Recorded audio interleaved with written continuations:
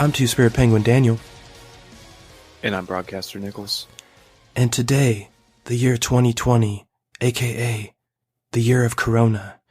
Broadcaster Nickels, tell me, how many bats have you eaten this year? You know, I'll be honest, I'm kind of ashamed, but I have not had the opportunity to have some deep fried bat. It is the chicken of the tree. You know, in Wyoming, I'm told all KFCs serve bat. That was bat country for sure. Man, oh man. So in this post-apocalyptic world, when you aren't struggling to acquire toilet paper, what have you been doing to pass your time? You know, Doom Eternal came out.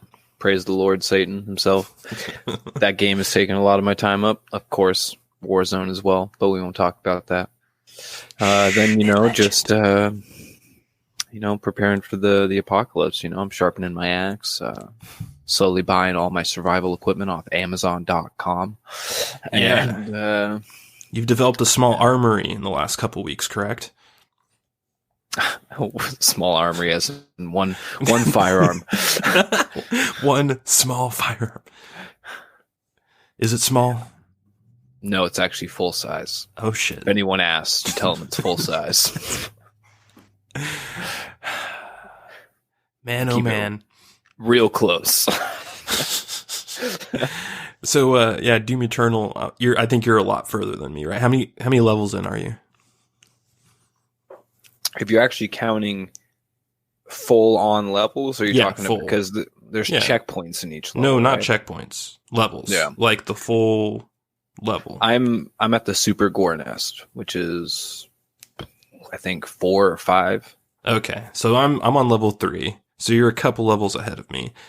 This game is fucking badass. Like, you think disclaimer out there, if anybody is listening and they're saying, wow, how have you not beaten this game already or not further? I fucking put my feet deep in nightmare mode immediately, right? And I haven't left it, all right? So I'm doing this proper.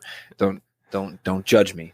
Yeah, and I was a retard, and I thought I was going to walk into extra life mode on Nightmare and just, casually get that done before FF7 comes out. And after a couple hours, I was like, wait a second. And then I went back to just regular Nightmare with you and the rest of the common 1%ers. I've made a terrible choice. What's he say? I made a terrible mistake. In theory, I'd love to do those super, super hard modes, but when you have a behemoth lurking beyond the shadows like FF7, you just can't, I know I'm going to drop it for FF7 as soon as it comes out. Even if I say to myself I won't, I'm going to. So, and talk about fucking hitters, man. I mean, coronavirus season hits, right? Everyone's all like, oh man, a couple weeks inside. I'm just like, what are you talking about? This has come at the perfect opportunity. We got Doom, we got Final Fantasy VII, and fuck knows what they're going to release early, because no one can go to theaters. They already got Black Widow, they got The Hunt. There's all kinds of movies going to be pretty much at our disposal on our couches right now. It's like the best season for entertainment you could dream of. Yeah, and have you heard that Black Widow is either going to be canceled or it's going to be brought straight to Disney Plus, and it's no longer going to have a theatrical release? Well, I could only assume that because they're going to miss the window of opportunity to really release it. They put all the budget into PR and advertisements, and then not have it go into theaters. I would expect that, but to be canceled, I just don't. I think that's just pure speculation, probably word of mouth brought down by the pyramid of rumors. There's no way they're going to cancel. There's way too much money. Scarlett Johansson is too hot, and she's going to be my future ex-wife. And I mean, it's just, you know what I'm talking about. There's just too much money involved here. I agree. And the trailers made it look pretty cool. It doesn't look like it's it looks schlocky, but it doesn't look like it's the bad kind. And you would think that they wouldn't want to waste a film of that level. Just drop it to the cutting room floor completely. So I'm with you. I think it's going to get released, but I'm pretty sure it's just going to be put on Disney Plus. I don't think it's ever going to get a theatrical release now with Crone Apocalypse. Yeah, that would be it'd be crazy to me. I don't see that timeline where that exists. Yep. It's very interesting what the movie industry is going through right now, because theater, tickets for movies are already really low, unless you're Star Wars or one of the big ones. Like even Blade Runner, the new Blade Runner, which is a revered sci-fi franchise, it didn't sell that well in the theater. It's just hard unless you're like Star Wars to sell tickets. So you combine that with this whole Corona thing. People, I think after this is over, this is going to be a weird moment for humanity. I think this is a tipping point where there's going to be a kind of an awakening of a lot of people to germs, something that I've been awakened to for a very long time, as you know. But now this event is so hyped up. It is so by the media just punched in your face, and you are just told constantly, wash your hands, wash your hands, wash your hands. Why aren't you washing your hands? If you leave your house, people think you are a fucking Satan for leaving your house. How dare you not obey the quarantine orders? It is a very weird moment in our country and maybe world's history totally that I think is going to change some things with the way humans look at germs. And I think this is going to affect the industry of movies. I think that movie theaters are permanently going to take another hit. There's just going to be a portion of the audience that is never going back to a movie theater because they know how fucking germy those places are. It's funny because I've always, unless I really liked the content or the IP, I'll go pay money for, ironically enough, Blade Runner. Like I went to go see Blade Runner 2047. Is it 2049? 2049. Yeah, 2049. And I very rarely will I go to the theaters, and it was never because of germs. Honestly, I'm just I don't like crowds. I've if there's one thing that this whole thing has taught me is that immediately when all this started to happen, I started researching survival type aspects and stuff, just in case. I'm not a paranoid individual. I'm not thinking the world's falling. I'm not Chicken Little. I'm not thinking the sky's falling. But at the same time, I kind of took inventory, and I'm just like, God, all these things we do are really compromising to the individual safety. Mm-hmm. Not even on the germ level, but just think about a theater.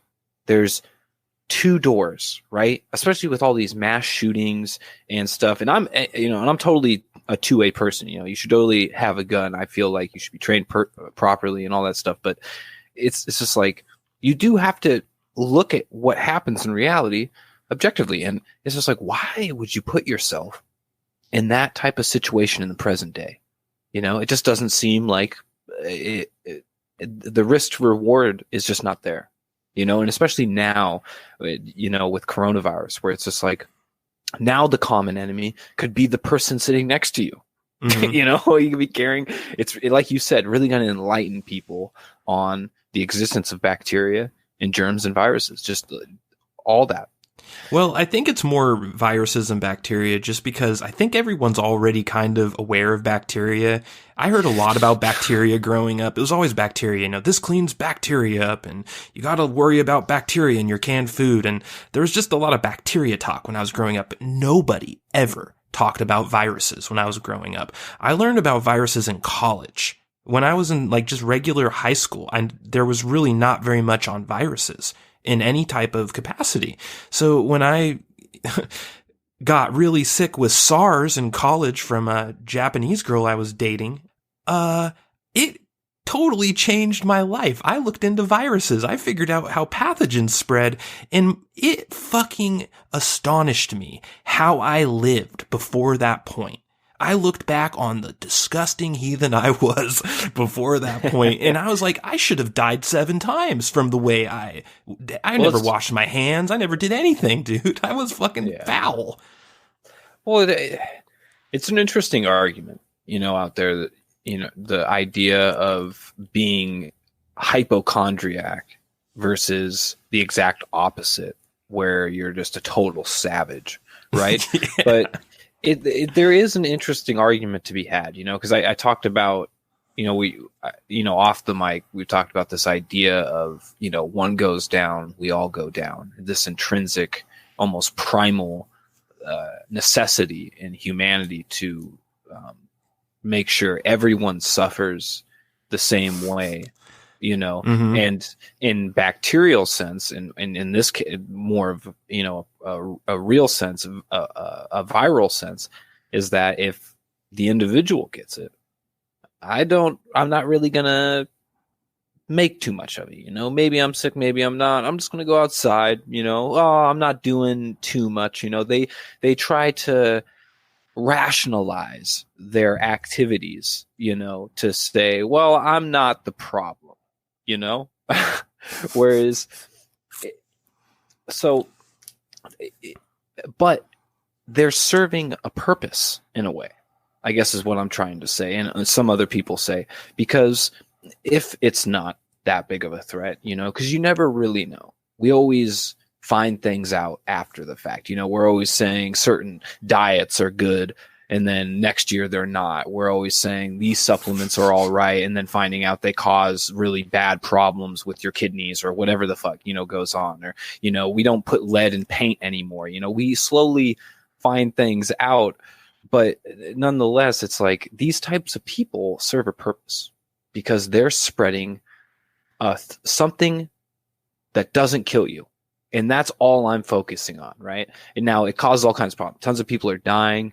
It affects other people more than others. But nonetheless, when you look at it on a real universal level, I guess you could say, is that these people, funny enough, are actually ensuring life more than you think. Well, okay. I don't know if I buy that. Did you hear the story about the woman that went into a grocery store and licked every single item in the grocery store? Well, and this is where the argument comes in, right? Because humans have become too self-aware, Or I think it was a guy, but he got arrested for terrorism. You know that? Good. He's a bioterrorist. They fucking arrest him. Motherfucker should. They arrest that motherfucker. Well, I'm not talking about activities like that. I'm talking about that. Just people that are savages and never wash their hands ever. Well, yeah, that, and just even the people that do all that, but still make contact with, maybe they're the type of people that won't do anything. They'll totally self-isolate, right? But they'll rationalize that one contact with someone, even though deep down they know they shouldn't, but they do because they're human. They have to. They want to see somebody. They got to get something. It's whatever it is. It's just, it's going to happen. It's so human. It's just the way we are. It is. And you're never going to be so self-sustaining to the point where you're going to be able to shelter in place. That's fucking crazy. Yeah. And I kind of agree with you. Like, I have no problem with people that want to be savages and shit. But, if you pass me that joint, I'm probably going to turn it down if you don't wash your hands. You know what I'm saying? And it's cool if other people don't care. But I would never want to live like that because, man, you have no idea how fucking disgustingly covered your hands are in fucking so much shit. And even if you wash your hands a lot, they're still covered in shit. Really, all you're doing is reduction. You're always just doing reduction because the nature of human existence, it's impossible. There is no such thing as a perfect system for avoiding germs and pathogens. You can just use common sense and do what you can, but still, we're just talking about little 2, 3, 4% off the bottom line. You're not making that huge of a difference ever. And that's kind of the fallacy and like the myth. And I don't fool myself into thinking that like some people do, like that. I knew a person that they would not shake hands. They would not ever make any contact with someone's lips. Like they would never share a joint. They would never do anything, period. Except when they go to the store, they will touch the doorknob to the store. Single thing that is public. Yeah. And they will then touch their face and lick their fingers. And I'm just like, listen, wait, what? So you care that much about not shaking someone's hand because of germs, but then you're licking the doorknob? It's crazy how humans just, like you said, they do all this stuff and then they make one like thing they do that's totally goes against everything else they're saying, and they just somehow justify it in their mind. I'm not sure how that works, but that is one of the biggest wastes of time ever. Like if you do that, just take a look in the mirror and save yourself a lot of pain in your life and just go one way or the other. Don't waste your time doing all these steps and then lick the doorknob. Yeah. I mean, it's just, you could look at it like it's a stupid person doing it, but I think that's wrong. No, I don't think they're inherently stupid. I think it's just something that everyone does. It's cognitive and it dissonance. might not even be germs. You know, it's funny, we're just talking about it in this way. Someone might be a total perfect germaphobe. They're not paranoid. They're not what about Bob type shit. They just wash their hands appropriately, like they should, every single instance in which they should. And then they're really crazy about something else in life. It's just what we do. Yeah, it is. It is. Humans are fucking crazy. And that's why we live in the crack cellar. But that's why I shelter myself 2 doors down. So jumping back to Doom Eternal a little bit. How surprised are you so far with like the quality compared to Doom 2016? Because I kind of was expecting this to have a drop off. And if anything, I think it's blowing Doom's 2016 out of the water so far. What do you think overall? Yeah, I mean, I think it's blowing it pretty much out of the water. There's a couple like minor grievances I have, like the user interface, I think I didn't notice it until I saw our brother playing 2016 because he's trying to get caught up. Mm-hmm. But the user interface from 2016 compared to Doom Eternal is super cluttered.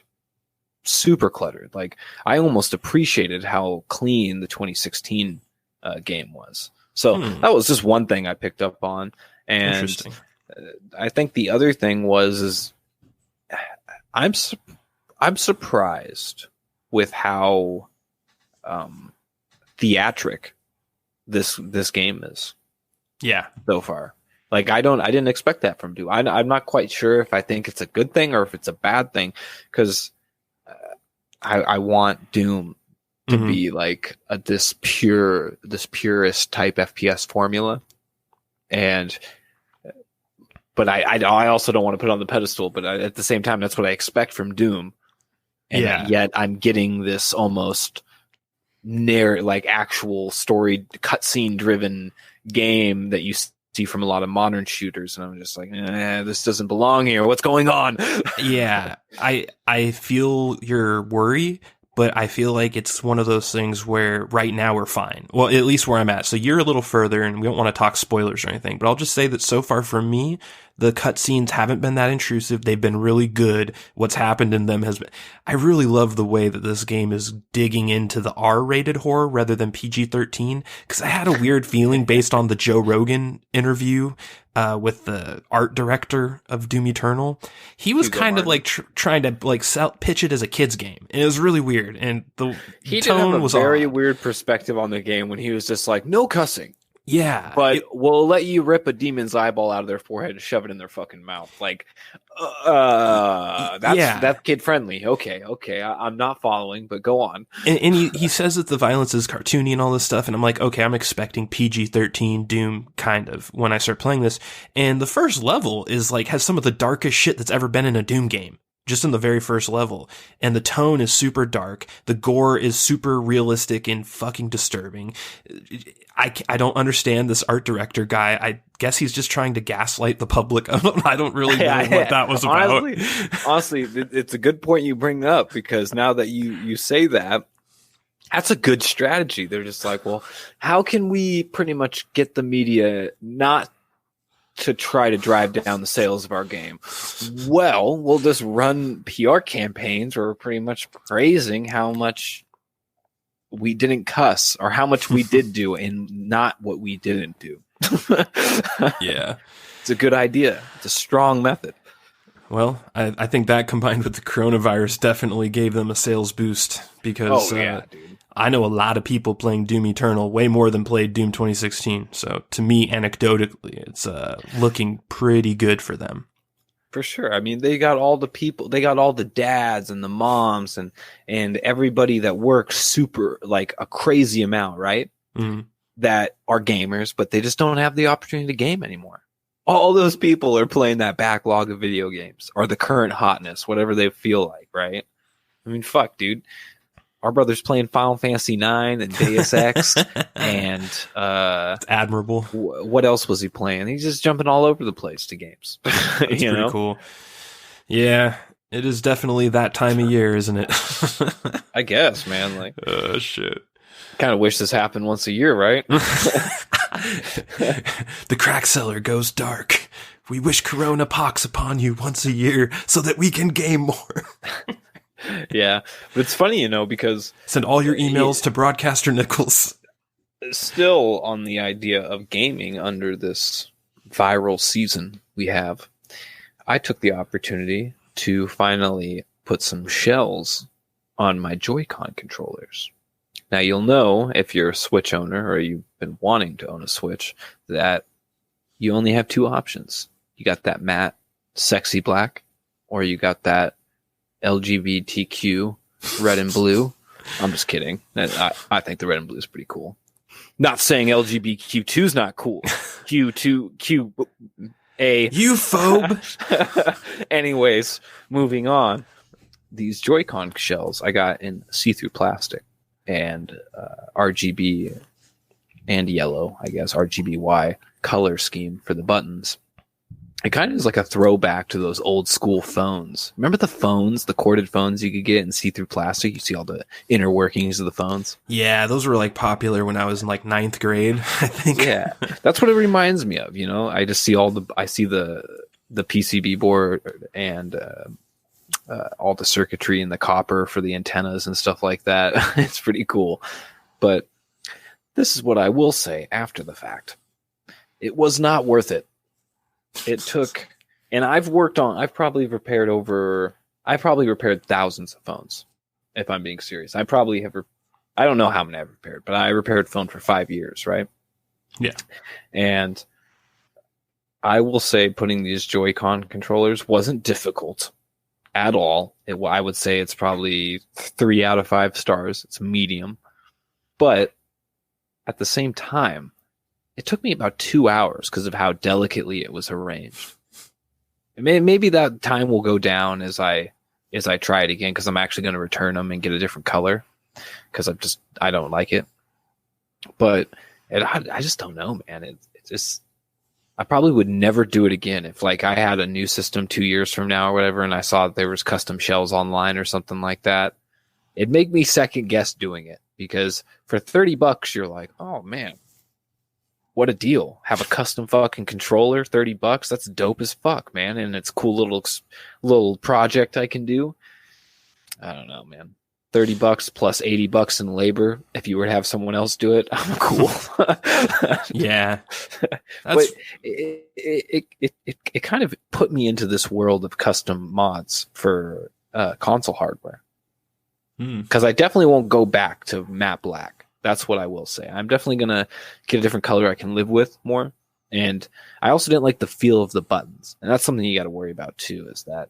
Oh, that's the biggest worry is the buttons. Yeah, for sure. It's like the mechanism for the buttons stays the same underneath the shell, but the buttons themselves, the plastic, the consistency, the bend, if you will. I don't know what it really is. That can change. And I picked up on it immediately. And I I felt stupid because I didn't test them before I put it all together. After everything was put together, I went to go play it and I was like, oh, these buttons are significantly shittier than my OEM buttons. Yeah. Yep. That's why I don't do stuff like that. I learned my lesson with the Mad Catz controllers back in the late 90s. It's never worth it. You just pay a couple extra bucks, you get the official version, and you get that button feel that you need, especially in like fighting games and stuff where the buttons are just paramount. There's no bigger genre of game that defines how important your button feel is a fighting game.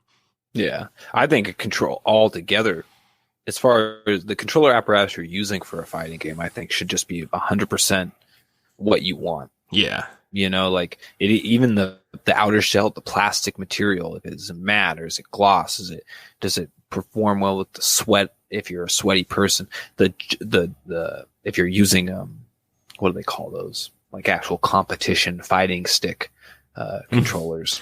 Yeah. If you're using one of those, there's so many different types of ways the joystick moves. You know, there's all kinds of shit to think about. Indeed. Now I want to play fighting games. Now I want to go play Guilty Gear. Yeah. God, we need a new Guilty Gear soon. Well, Broadcaster Nickels, are you ready for our preview of Candyman? Yeah.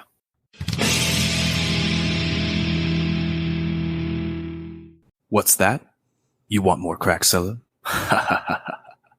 This is good. Join your lords on Twitter at The Crack Cellar and Facebook.com/The Crack Cellar. Hey, you over there. Are you a straight-up Chad or a strong woman? Well, you can find us on Apple Podcasts and your favorite podcasting app. Or, if you're a straight-up beta cuck, find us on YouTube with the rest of the Cloud Chasers.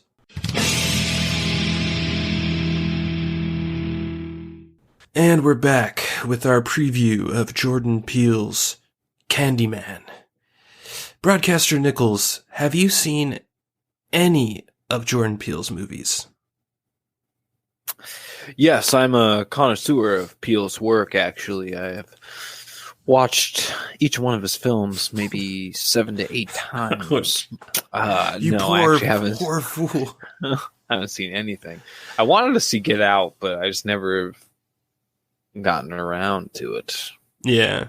Get Out is sort of like a M. Night Shyamalan-y, I guess, but in a much more like racial way. I guess is the way to put it.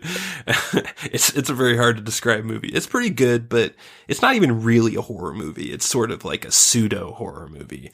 Whereas his other movie that's a horror movie, Us, was, I felt, more like a comedy. And really, if you dig deep into it, it was just like a social justice, like submarining of social justice into a horror premise where they're basically trying to like say, oh, you're all privileged and you don't think that you think you earned your privilege. You didn't earn anything. You're all just lucky. Is like a sort of something like that where, you know, okay.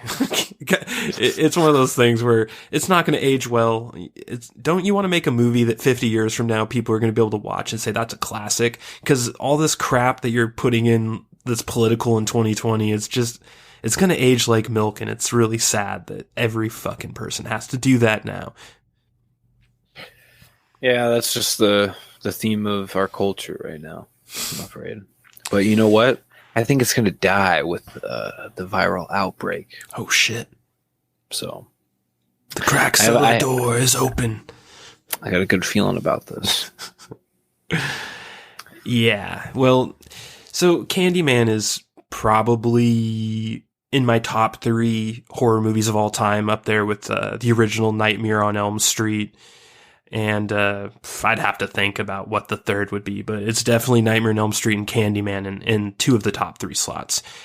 You have seen the original Candyman. Did you ever watch it with me?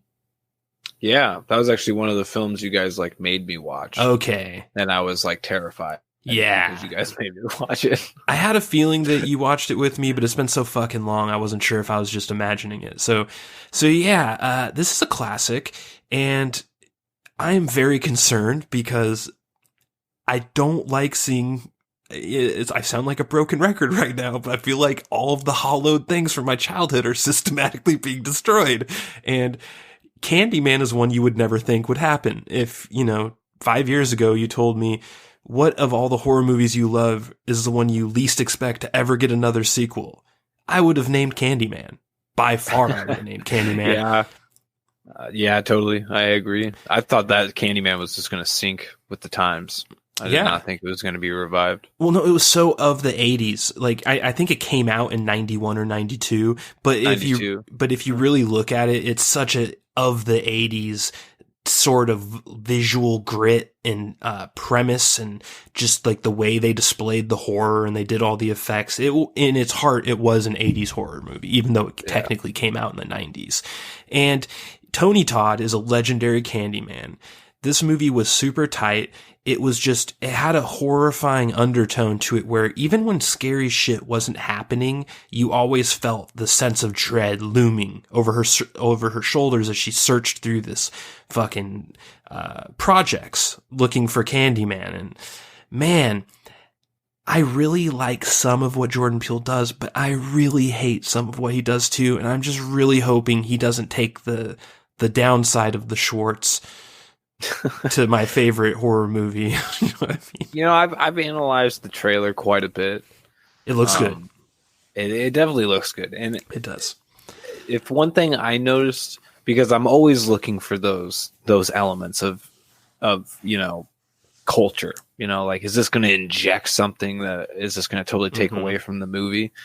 But if there's the only thing I could really see is that they were actually playing on some real premises, because I'm assuming that I forget, I don't know his name, but the guy that played Black Manta, and he's been in a few other things now. He was Dr. Manhattan recently, and then in the Watchmen series. Yeah, he was from Black Mirror too, from the recent season where the two bros ended up banging each other in the video game, right? Yeah. An American classic.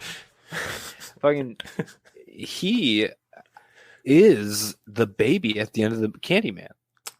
Oh, wow! I didn't baby. even pick that up. Okay. He's for sure. For sure. So how did you pick this up? I'm very curious, because I did not even consider this. I noticed it immediately. Like, because I watched Candyman probably about 2 years ago, maybe 3 years ago now. Mm-hmm. And so it was pretty fresh for me. But soon as I saw him coming back to, what is it, CD Grove or something like that. I always forget the name, but yeah, it's something like that, which is a real project. So it actually has a real history, and so as soon as I saw him actually go there, I'm just like, oh, I bet you this is the kid grown up. And then I looked it up, of course, and sure shit, that was it. But it was obvious to me. I mean, anyone that's a fan of Candyman, like, they're just gonna be like, well, why would this guy come looking for Candyman in a fucking neighborhood he didn't even grow up in? You know? Well, but it was also a dead giveaway, because the mom from the original movie is in the trailer. As soon as I saw her, it flashed back to me. I was like, dude, that's the mom. That's her. Yeah, dude, in the trailer where she goes, you go, shh, we don't say that. Black don't crack. Holy That's shit. her. She looks so young still. What the fuck, man? She aged very well. Dude, wow. And then I went down the rabbit hole, right? Because then I was like, oh, dude, this is actually a real spiritual successor. And No, not a successor. This is a sequel. This is a true sequel to Candyman, the original Candyman. Because they made some schlocky sequels that they're ignoring. I think Jordan Peele is only acknowledging the original Candyman, and this is basically Candyman 2 rebooted. I think he's honoring the first three, because the first three are actually a trilogy. So in the first one, what's her name? The blonde chick, that's like the main chick of the whole movie. She ends up turning into a ghost in, like, kind of a spiritual successor to Candyman in the second one, right? Say farewell to flesh, or what? I forget what the name. Yeah, and I liked that movie, but it was definitely nothing compared to the original Candyman. Yeah, but I think they're setting something up as a universal approach here. I'm not saying that he's launching some Candyman universe. I think he's just paying real homage to it, in the fact that there's going to be connection. I don't think he's disregarding any of at least the original. I don't think there's any more past the original three. I never even saw the third one. Yeah. So I can't really say if he's acknowledging the third one or not, but I didn't see anything in there to make me think he's acknowledging Candyman 2. Did you catch Tony Todd in the trailer, though? No, I did not. Are you kidding me? Yeah. Yeah, so I didn't. I'll be honest. What? I'm not trying to claim Are anything. you sure? Yep, I didn't fucking notice it I've at seen all, that trailer all right? 6 times and I didn't notice that. Dude, so I was reading an article about Candyman like a month ago, back in February or something like that, and they brought it up. If you watch the trailer, when the main actor, I forget his name, I don't know his name, but when he's at some part in the trailer, when he's going around the car, there's like an SUV he's walking around in the trailer, and he looks into the back window and sees his reflection, and it's Tony fucking Todd, dude. The reflection is Tony Todd. Wow. I'm going to have to go back and rewatch that now after we finish, because I totally did not notice that any of the times I've watched the trailer, and that's astonishing. Yeah, dude. Wow. Well, I'm glad, because I was really hoping Tony Todd would have a cameo in this. I think he's going to have more than we think. Now I'm thinking that he actually is reprising his role as Candyman based off of what you're saying. And this brings me to the most egregious part of the trailer to me.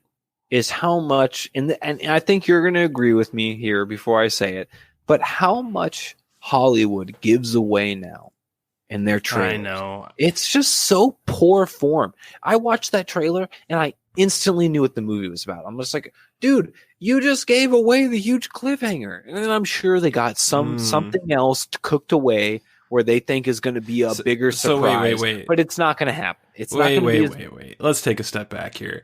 You think you know the big cliffhanger of this movie based on the trailer. So dude, is what you think that cliffhanger is that the main character of this is Candyman? Is that what you think the cliffhanger is, or whatever? Is that what you're saying? No, I don't think that's what the cliffhanger is. But what are you saying then? I think that's the major premise of the movie, which should traditionally be the cliffhanger. They do imply that, but what are you getting at with this whole cliffhanger business? Because I agree that they show too much in these trailers, and this one is kind of like middle of the road. I've seen worse and I've seen better.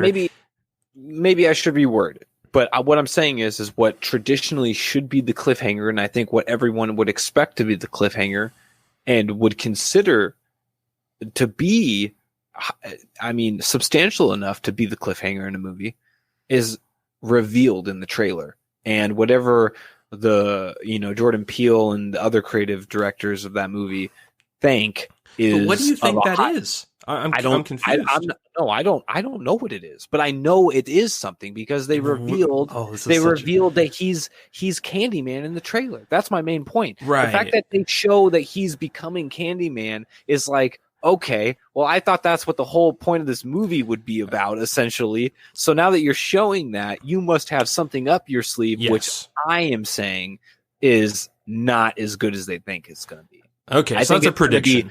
I think it's going to be the letdown of the movie, where it's just going to be like, okay, what's the real twist here? Oh, wow. Fair enough. Fair enough. But this is what I will say, being someone that has seen most of Jordan Peele's work. Jordan Peele is a Twilight Zone fan, and he does not. Everything he does has a twist. He's like I said, he's like M. Night Shyamalan crossed with Tyler Perry. Like, the way he makes movies is he does all black casts, he does black versions of premises, and he combines Twilight Zone elements in everything he does. It's all Twilight Zone stuff. So with Candyman, I can guarantee you there is a big twist that you do not know from this trailer. I guarantee it. Like, I would bet like $10,000 on it right now. Oh, yeah. I mean, for sure. For sure. I'm just saying that it's going to be a letdown. My gut tells me, and it's just based off Hollywood in general. Like, I don't trust their new ideas anymore, especially when they're revisiting old IP. You know, it's like, man, you just showed me something in this trailer that I thought would be the big whoa moment. And now I'm thinking, what is the big whoa moment? You should never have the audience asking that question in the trailer. Well, like, you shouldn't reveal something that makes you go, oh, you subverted my expectations. Yeah. Now I'm wondering what the fuck this movie's about. Well, I agree that if it were me, I would not have included the plot point that the main character is basically becoming Candyman. I would not have put that done in. without it. It could have, and I don't think it was necessary to show, but he did, and to me, that's him, like you said, he's setting up a red herring. He kind of wants you to go in thinking that you know the movie so that when he fucking shocks you with whatever his weird twist is, that you won't see it coming as much because you thought you had it figured out. I think that's what he's going for. The red herring should be stumbled upon after the fact. And I agree. Right? I don't like this the way they make trailers now. I totally agree with you. I'm just sort of playing devil's advocate a little bit and mainly just saying that with a lot of movies and a lot of creators, a lot of directors, I would almost agree with you that there's no way that the twist is going to be good or that there maybe even is a twist other than what they show in the trailer. A lot of movies, they show you the movie in the trailer, like legitimately the entire movie. And that's why I'm so confident about it. I'm willing to make a gentleman's bet right now that when we do watch it and we do find out the twist, I'm willing to bet on my gut that it is not going to be as good as the twist they revealed in the fucking trailer. Interesting. I don't think I agree with you, but I see where you're coming from.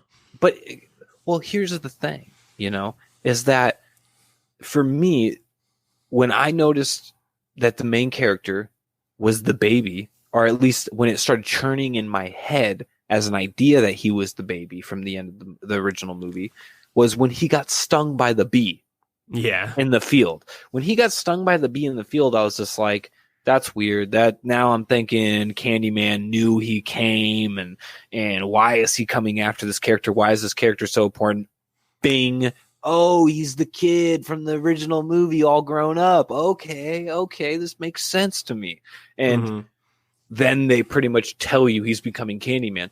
Now, from an original viewer, I'd be like, man, that would be the twist I'm looking for, because I wouldn't have thought of that unless they showed it to me. They just showed it to me. He's like, oh, Candyman chose him. Candyman became this like fucking ghost ethereal being, right? From the trailer's perspective, at least. After they defeated him, he became this ethereal being you couldn't really defeat. He was just waiting to inhabit another host. And that's where my mind started turning. Because, I mean, I don't know. It just became obvious to me. And it was like, that would have been a great reveal marker right there alone. Yeah. So I'm really worried now that you're showing me that. That means that in your mind, you're thinking you got some 357 hollow point magnum round ready to fucking just, tear open the scene. And I understand why you're skeptical, but based off of what I've seen from Jordan Peele and the fact that I'm pretty sure he is a legitimate Candyman fan, like he was a fan of the original just like we were. So I think that he is going to treat this like his baby. I don't expect his C-level effort. I expect his A-level effort in this movie. And when you look at his A-level effort in the past, it has produced some of the best stuff since like The Sixth Sense, like as far as twists go and just basic plotting.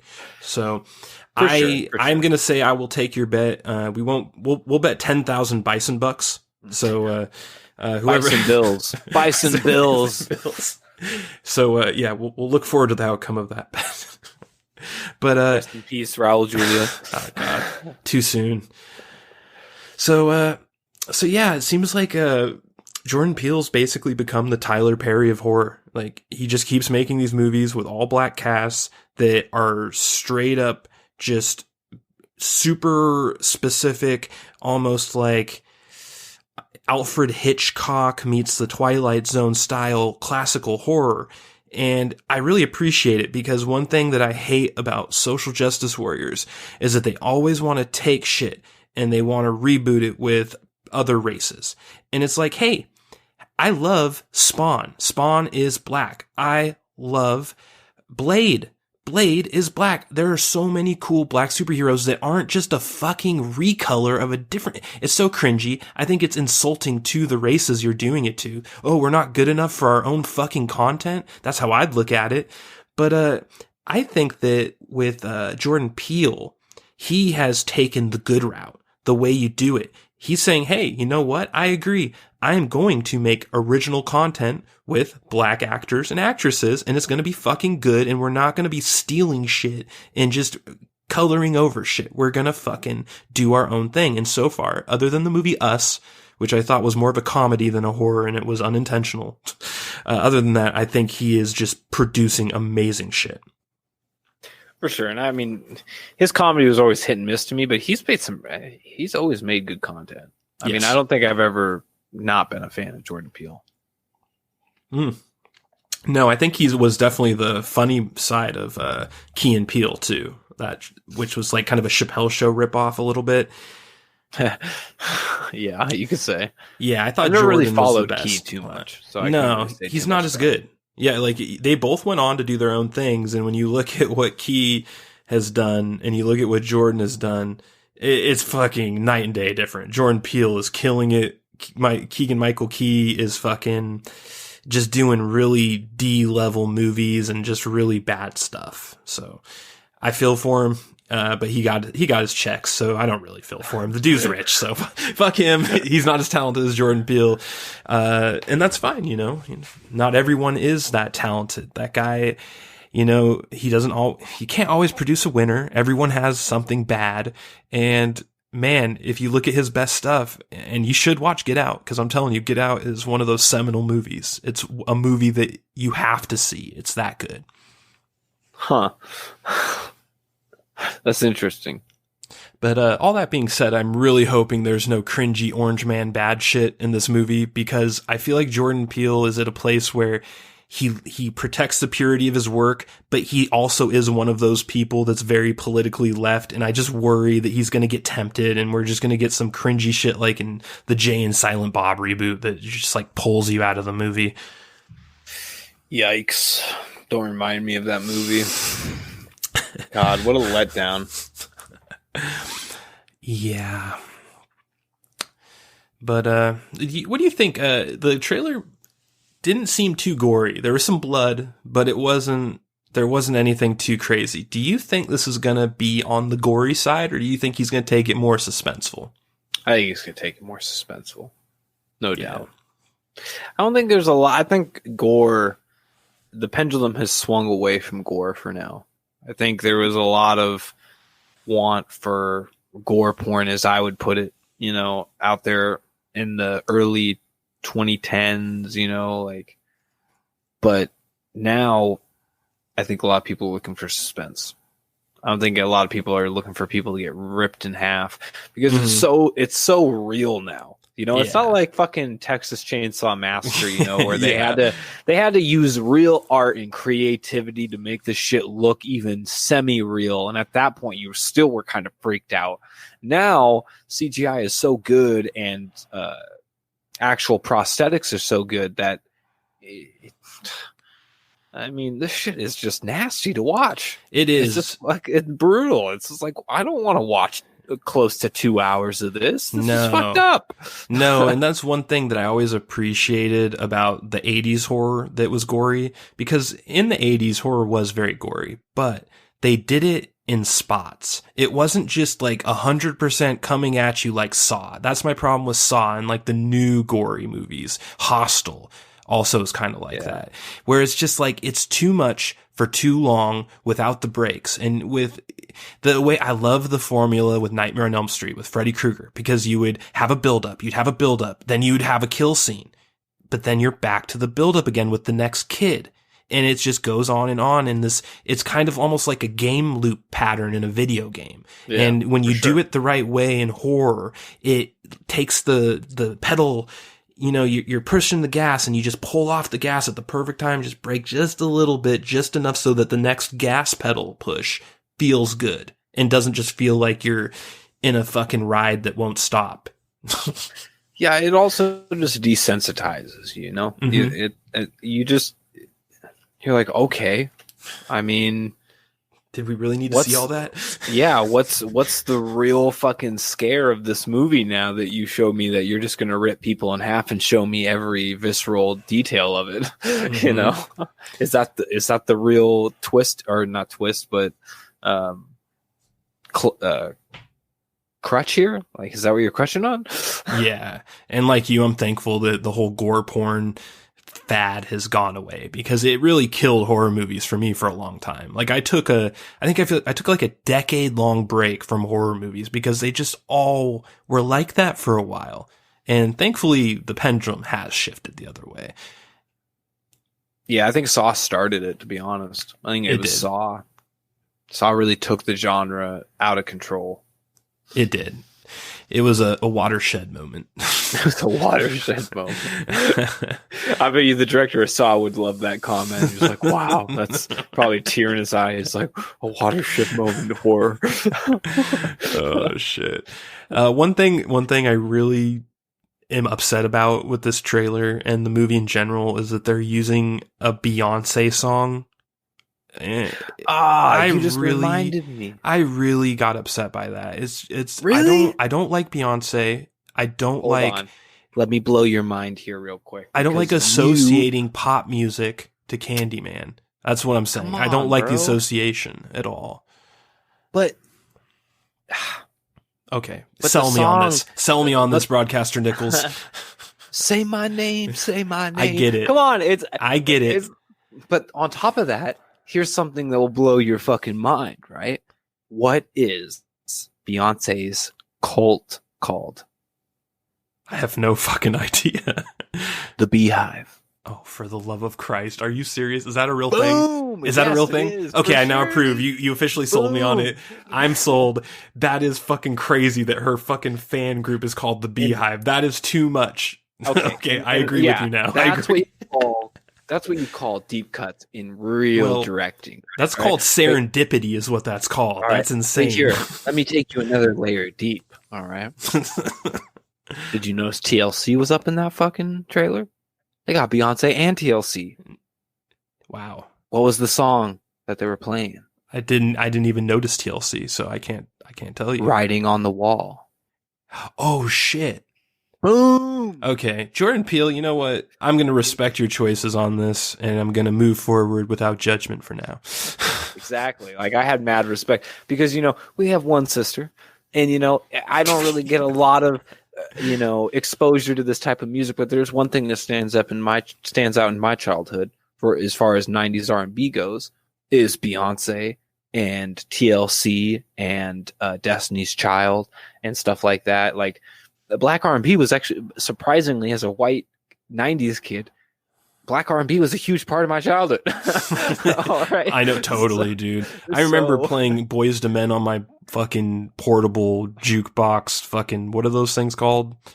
Boombox. I fucking carrying these boombox with like 80 fucking double D batteries inside of it. Playing Boyz II Men fucking cassette tapes, thinking I was a pimp macking on girls when I was like 7 years old. Had your Jinko jeans and your Adidas jacket on. You're just well, it was a little bit. What were those hats that like were kind of like golfing hats, but they didn't have the button?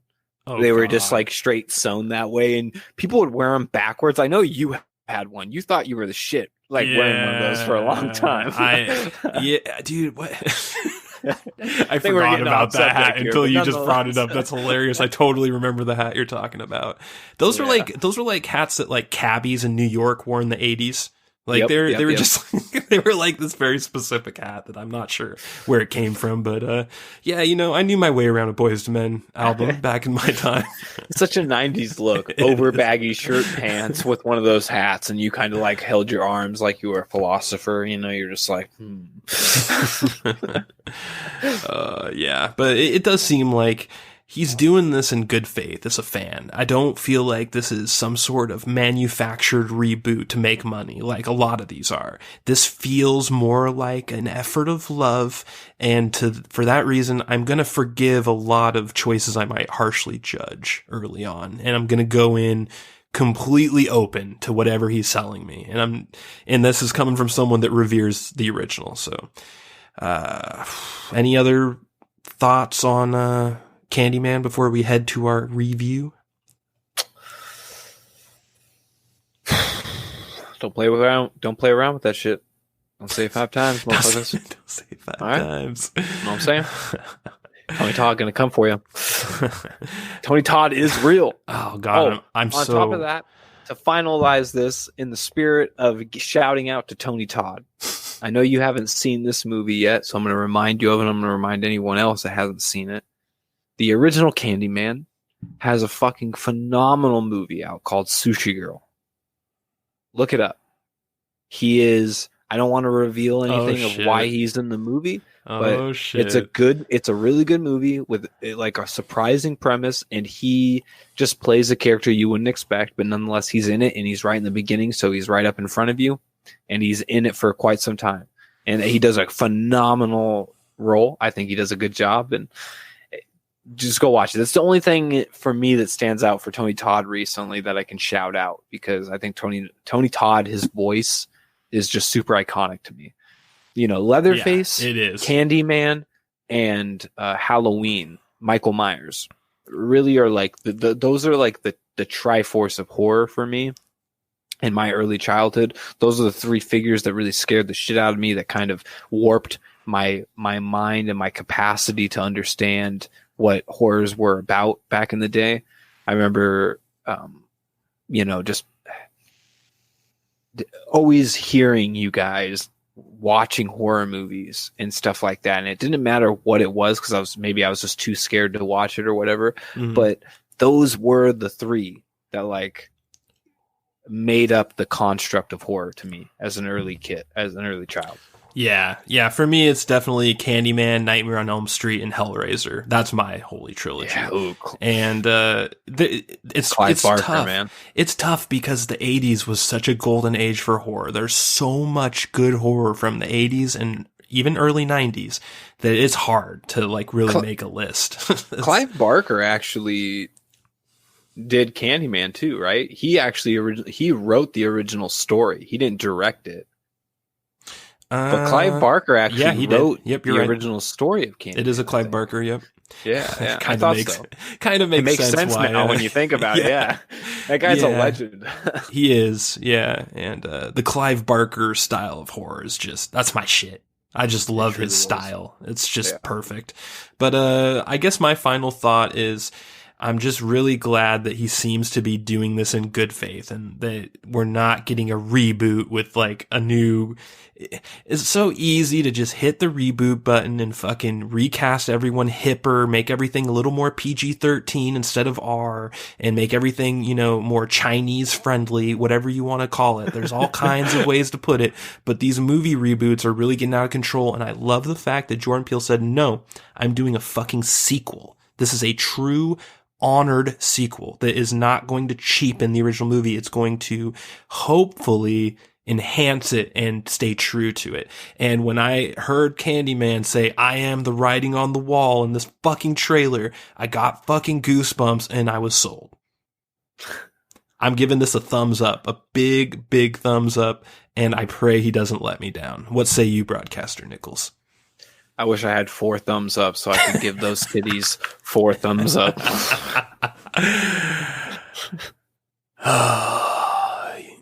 You just tested positive. Rest in peace, Charlie Murphy.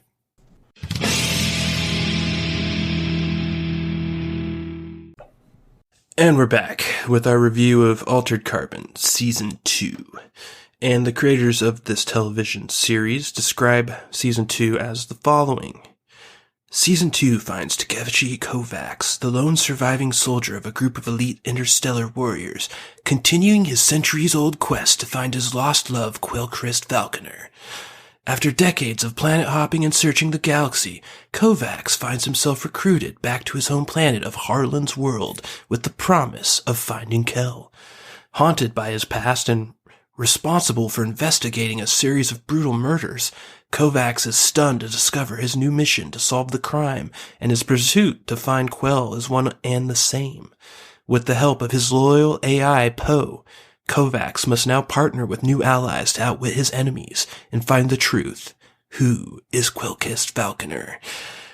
Broadcaster Nickels, as usual, we will start with our non-spoilers section. I will begin by saying Anthony Mackie is surprisingly good in this show. He is a decent Kovacs. What say you, Broadcaster Nickels? I would concur too, Spirited Pig One. I would concur. Anthony Mackie has honestly, I don't want to sound cringy or anything because I honestly don't know the guy and I don't even want to relate to the guy. But there we go. When you see his acting and you kind of see his interviews and stuff, he just comes off as an all right guy. You know, he seems like someone that isn't full of himself and appreciates life in the good aspects, you know? So I kind of respect him in that way, but his acting, I have not been a fan of. You know, there's been some roles he's done where I've really questioned.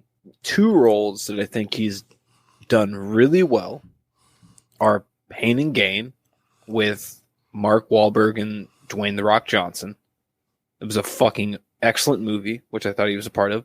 And then this new series, season 2 of Altered Carbon, were the 2 biggest projects of his that stand out to me. I can't believe that they made him Captain America.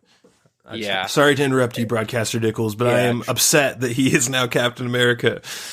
I don't think it's going to last as long as, you know, I'm a comic connoisseur and I kind of know the back end of things, and I just don't think that's long lasting.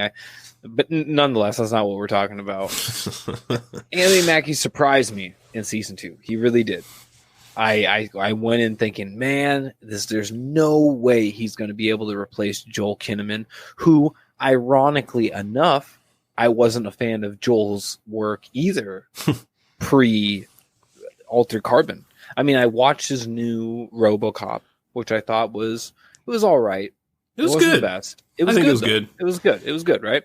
But I wasn't. If there was one criticism of the whole movie, right, it would have been Joel himself. I didn't think he was the best actor in the whole movie. So going into season 1, I was like, oh shit, it's Joel Kinnaman. I think he could have done better, and I think he definitely was better in Altered Carbon than he was in RoboCop. But I didn't think he was bad. I just thought that, God, it's so hard to live up to the original RoboCop, dude. Like, the original RoboCop is a movie that transcends time and space. It is just one of those movies where if you go back and watch it right now, and by the way, listeners, we will be reviewing the RoboCop director's cut with the brutal extended murder scene that I've heard legends about that I have never seen. We need to review that. That is a promise we are going to keep, all right? Because it is coming. Want to watch that. but going back to the point, it's hard to fucking live up to that movie. And I think he did an okay job living up to it. It wasn't the best, and he has done better work. He also is really good in House of Cards. Joel?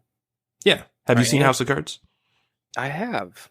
Yeah, he was the politician guy, and towards the end, like I want to say season 4 or 5, he was like the competition running for. Oh yes, yeah. Fuck, I totally. That's when the series lost. That's when it started to go downhill. Yeah, it is. I really started to. He was good though. Cognitive attention to the series at that point. Yeah, but it's I mean it's. So do you think Anthony Mackie isn't as good as him? As a Kovacs? Let's state that right now. Who's the better Kovacs? I think they're just as good.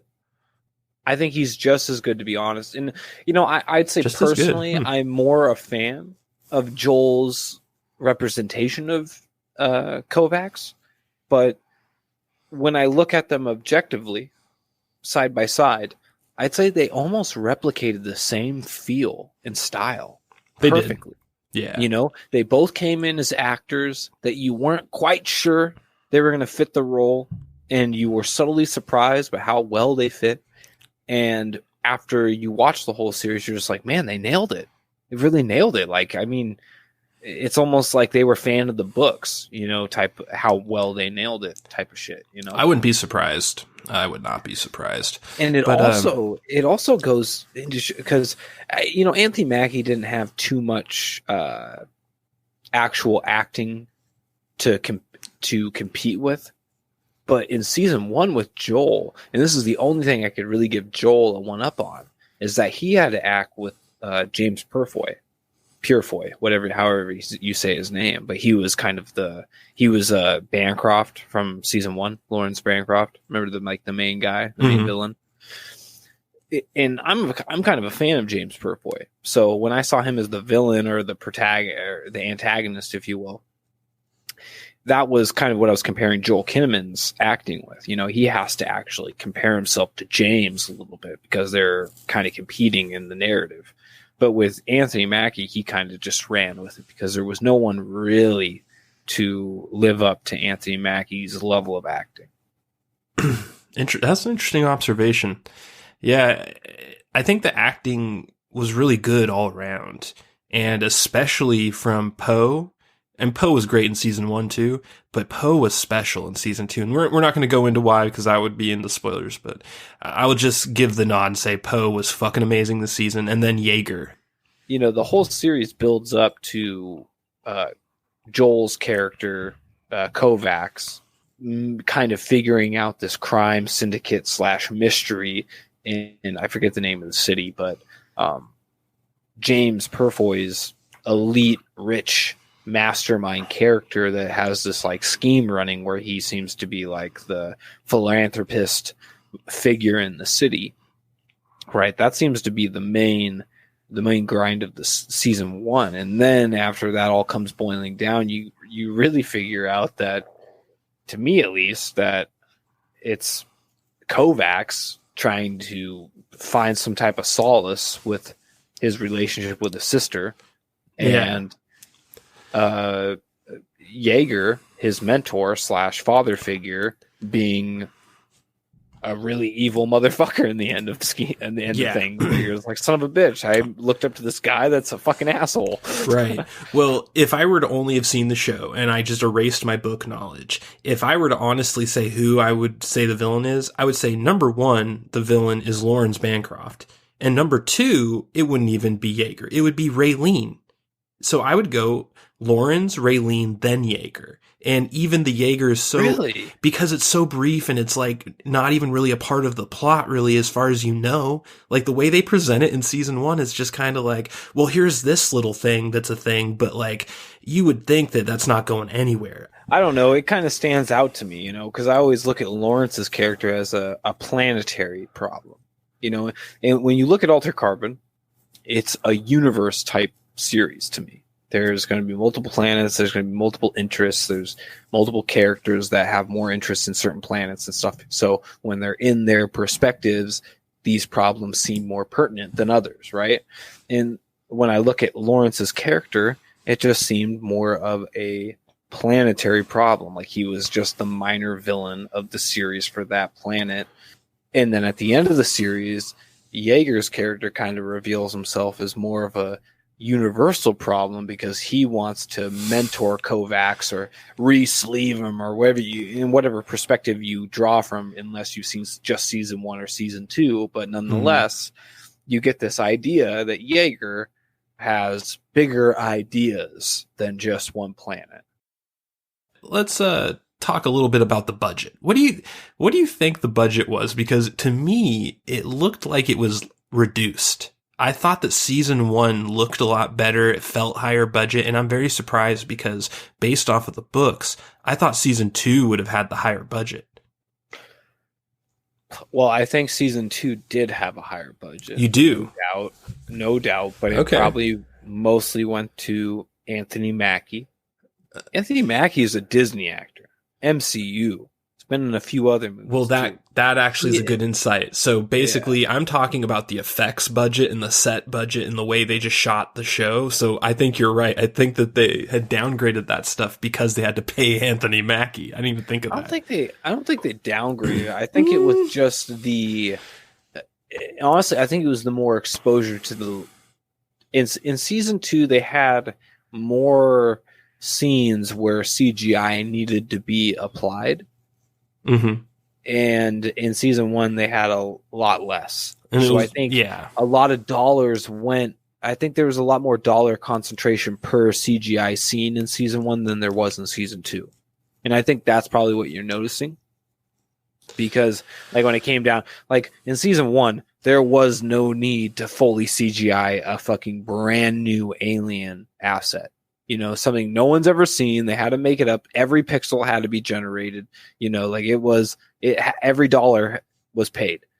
But in season 1, they didn't have anything like that. They had a CGI, a space colony, or the flotilla, whatever you want to call it, of debauchery. Mm-hmm. But that's a stationary object that they had to mock up. I guess what I'm saying is that there's a lot more money involved in season 2 in the CGI department than there is in season 1.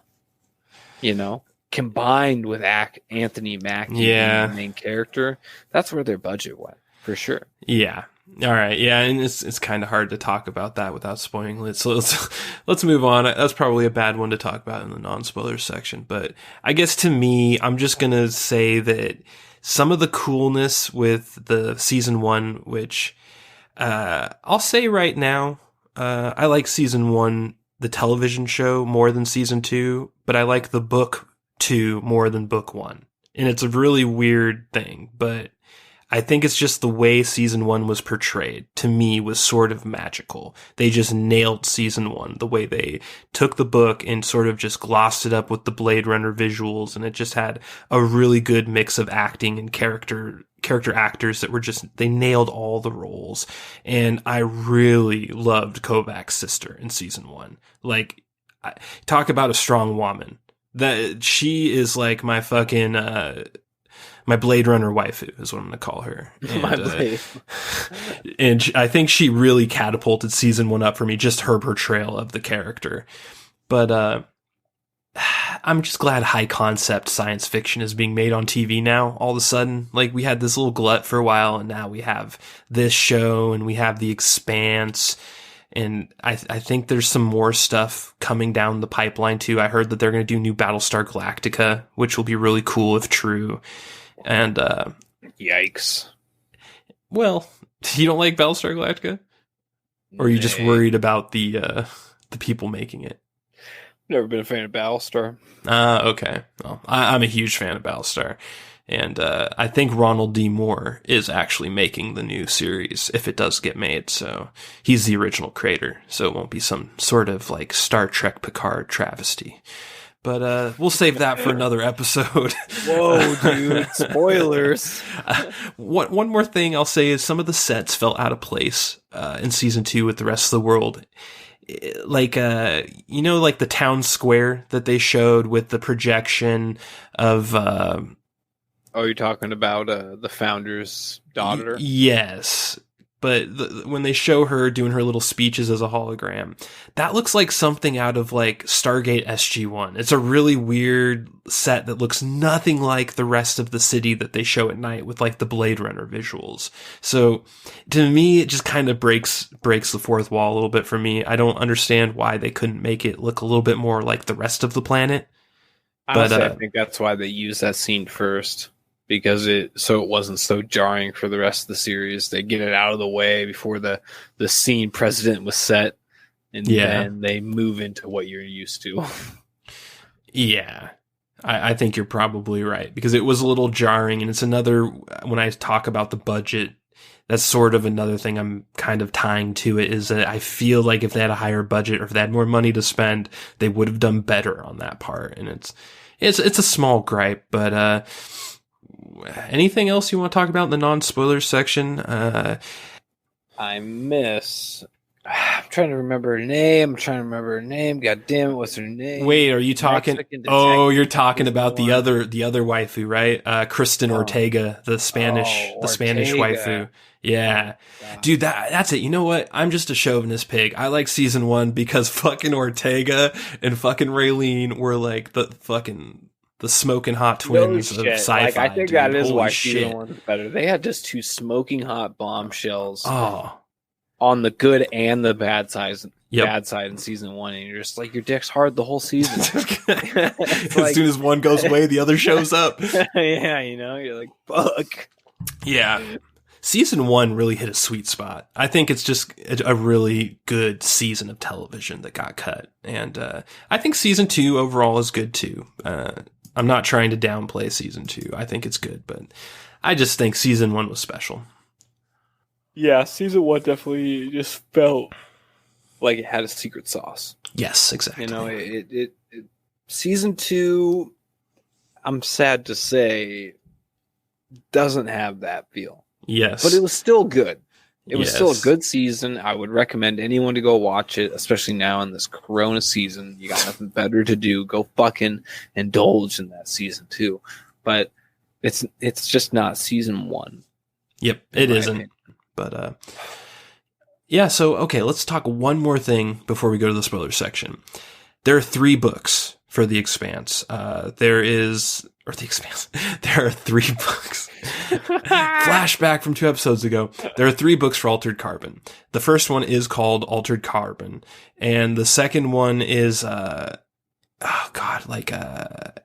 Angel Falls or Tears of the Angel, something.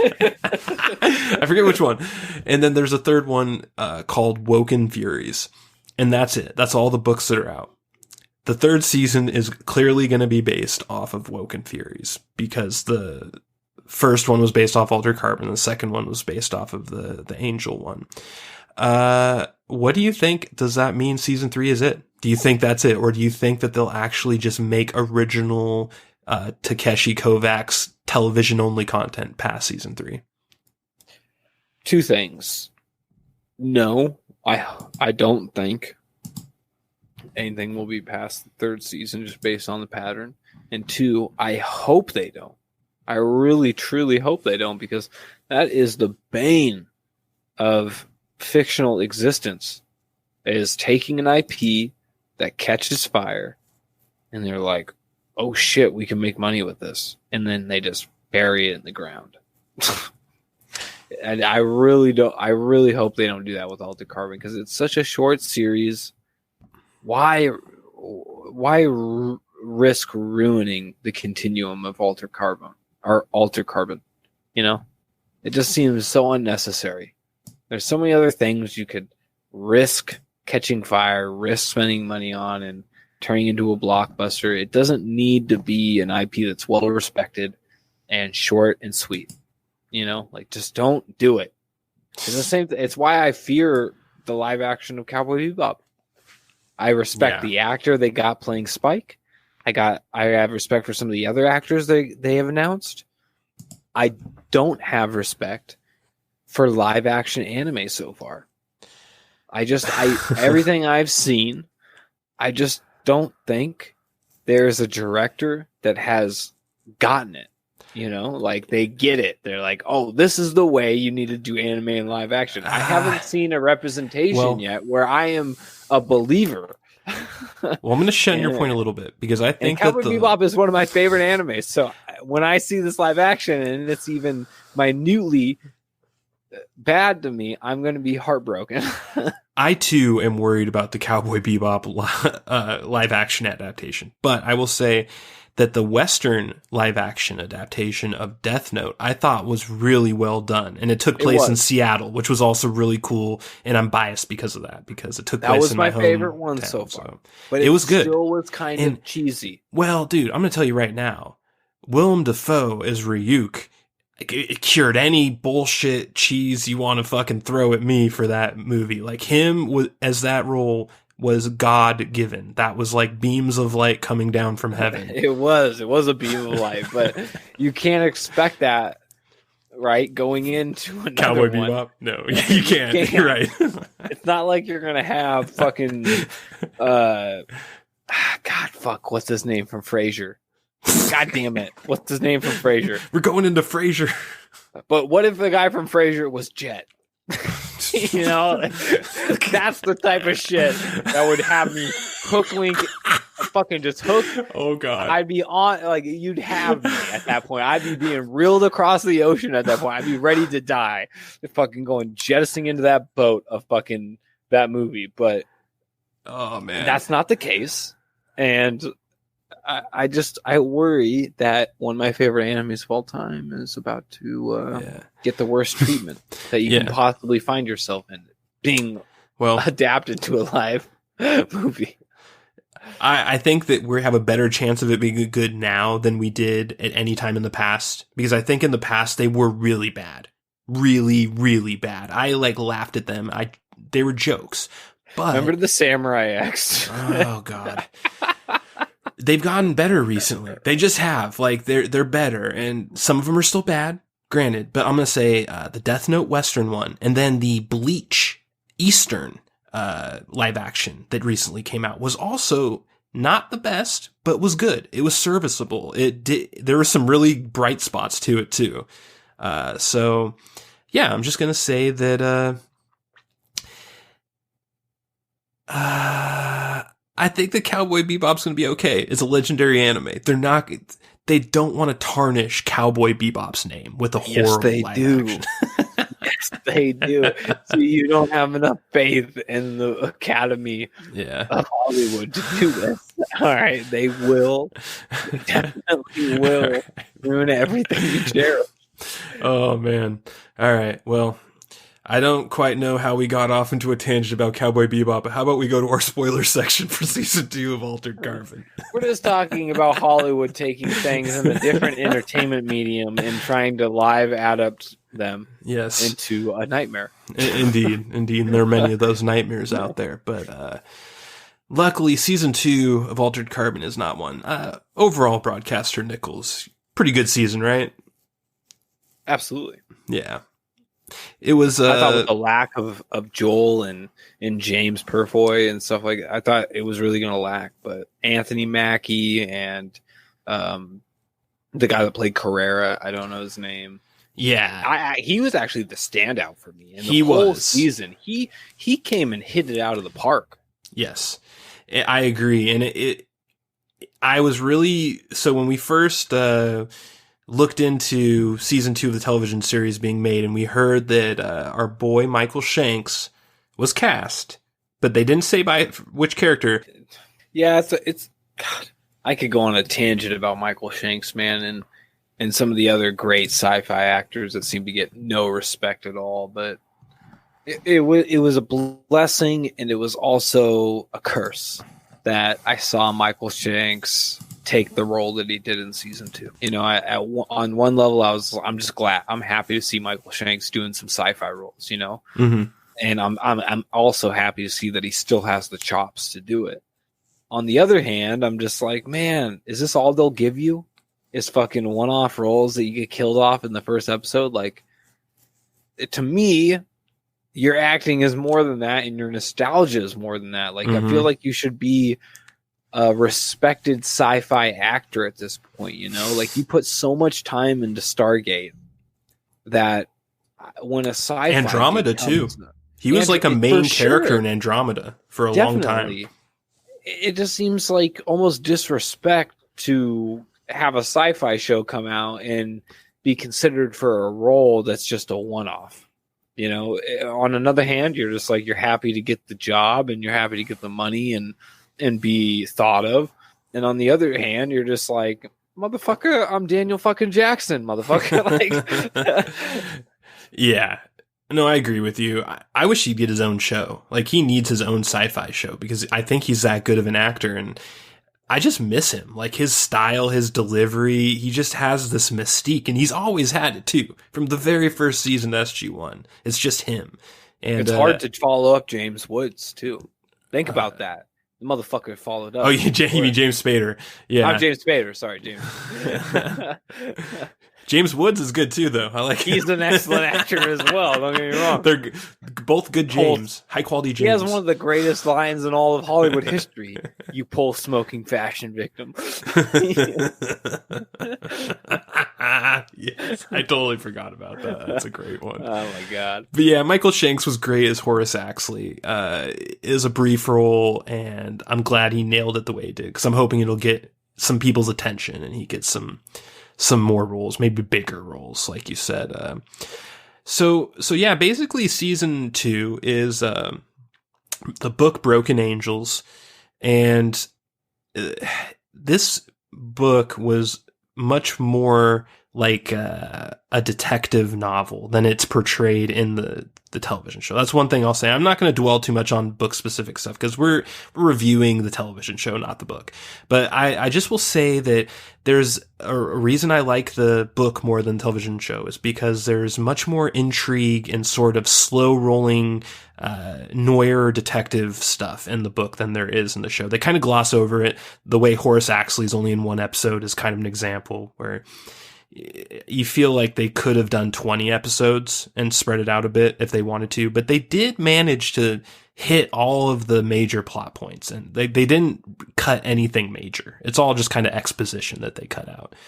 And it kind of makes it a little abrupt, I'm going to say. The way that it progresses episode to episode feels abrupt because of how quickly it goes through it, which is fine. And it's really only in the beginning it feels abrupt. I think that once you get halfway through, they kind of just start really sticking to the pace of the book, and it starts to feel more natural. What do you feel about it as a non-book reader? Did you feel any abruptness in the early episodes, the way they transition into each other? Yeah, I mean, absolutely. And I mean, I've read other like sci-fi books and stuff. I'm not someone that just doesn't read any type of sci-fi. I am cultured, you swine. Not to come off like that. But at the same time, I did feel that abruptness in season 2's first episode. You know, when I saw, maybe it was just me detecting Michael Shanks as such a prominent sci-fi actor in my mind, and then seeing him killed off in the first episode where I'm, all right, that was really abrupt to use him as an actor for a character that you're just going to kill off in one episode, right? Yeah. So maybe that, you know, put the exclamation point above my head, but at the same time,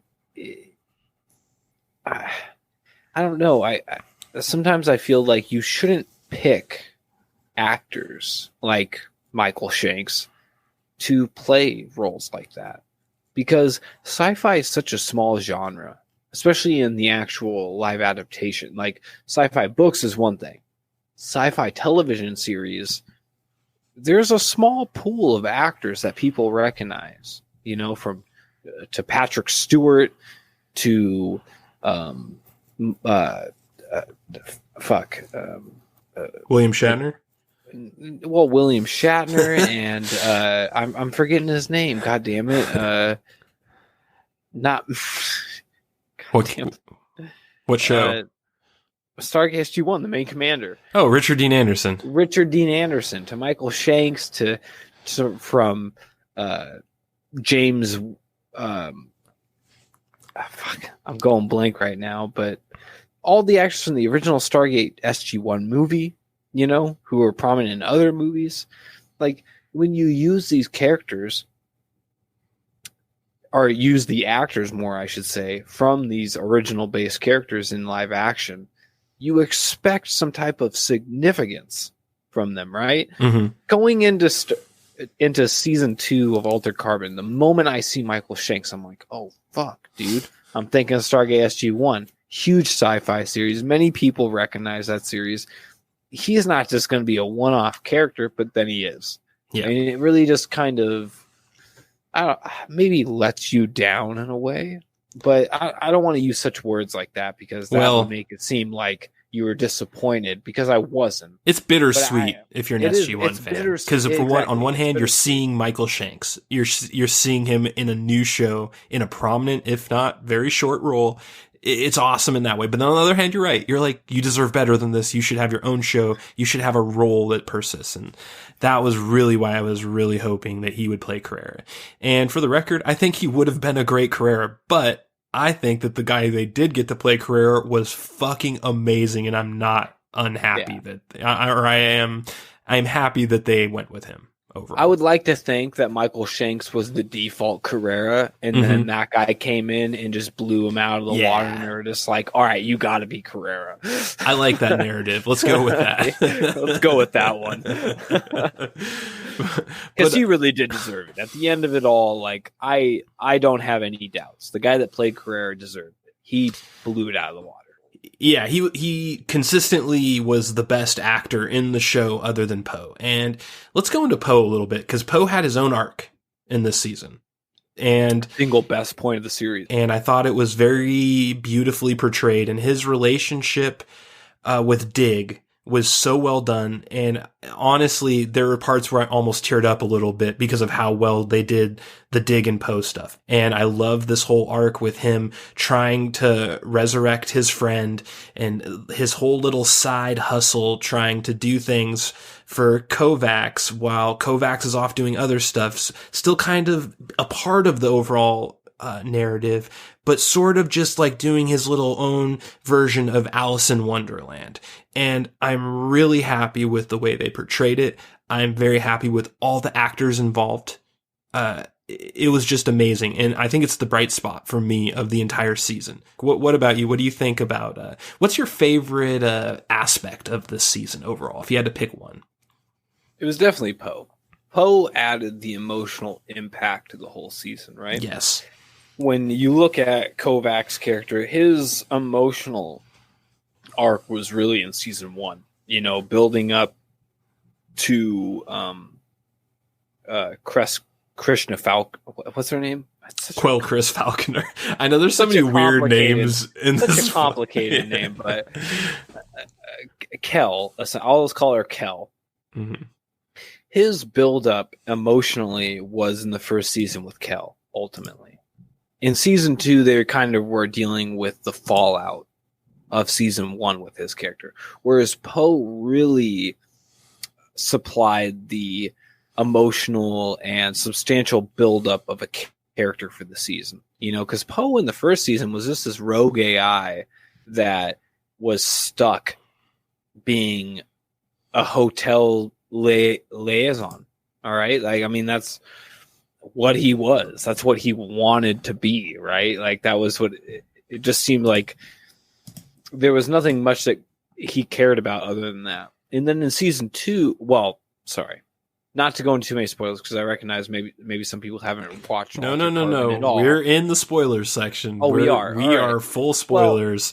Well, with Poe, and I forget her name, but the person he was looping around, essentially, the one he cared about and really was stuck on trying to get her out of her glitch or whatever you called it. I'm kind of going a blank with what that situation really was, the nitty gritty details, but there was this person he really cared about that was stuck in this really bad simulation loop. Yeah, Miss Lizzie, who was also paramount to the season 2 arc with him.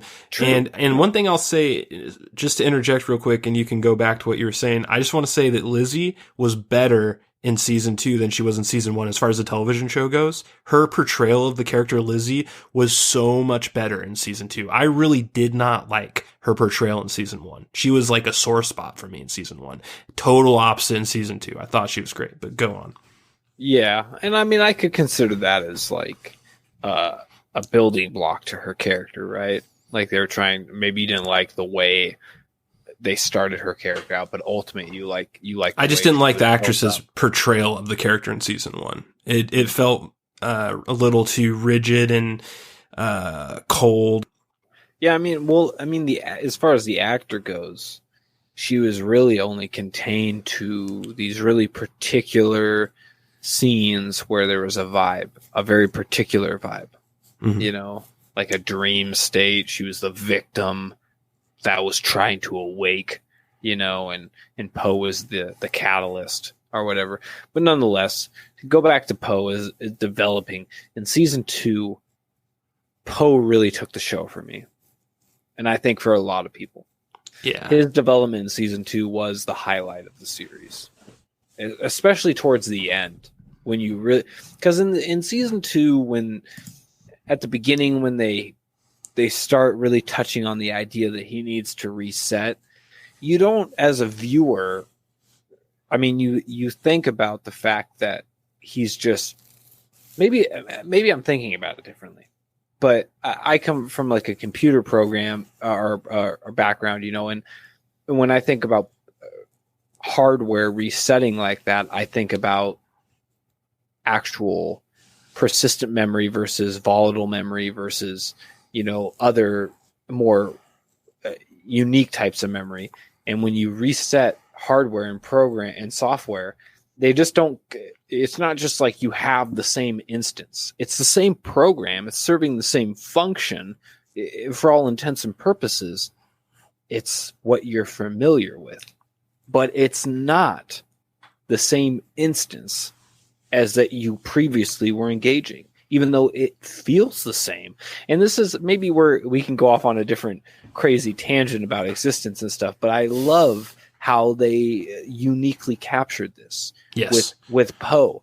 Because in the beginning of the season, he's just like, I refuse. I don't want to reset because I will lose my emotional ties and what makes me and here comes the coined term, instance, tie to you.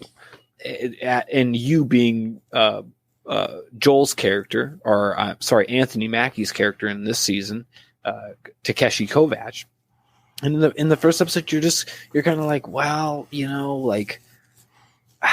you're just a fucking AI, this badass AI that runs a hotel, and you got these personalities that they'll come back, surely, right?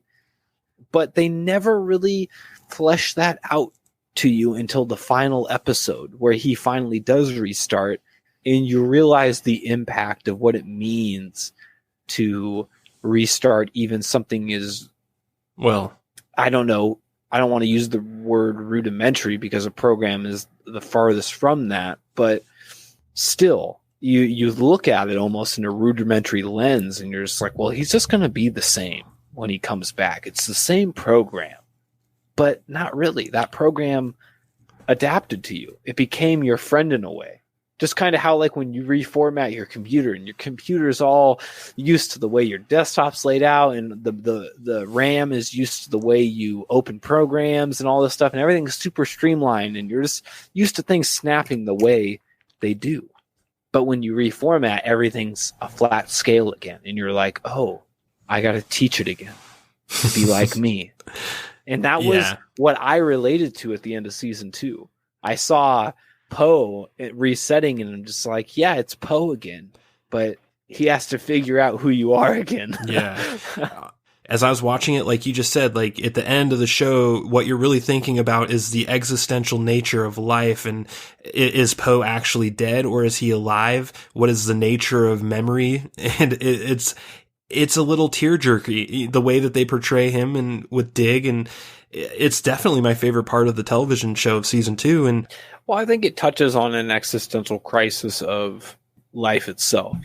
When you create something that can interact with you, you essentially give it a measure of life that you deem significant, and then the moment it shows you its frailty in its unique fashion to its form of life, you then draw back, and you're just like, oh, you really are the thing I created, Yes. And in that way, I don't even know I know what I just said, but I couldn't explain what I just said. Like, it's a hard thing to rationalize, because at the same time you want to say that I created something that is unquestionable.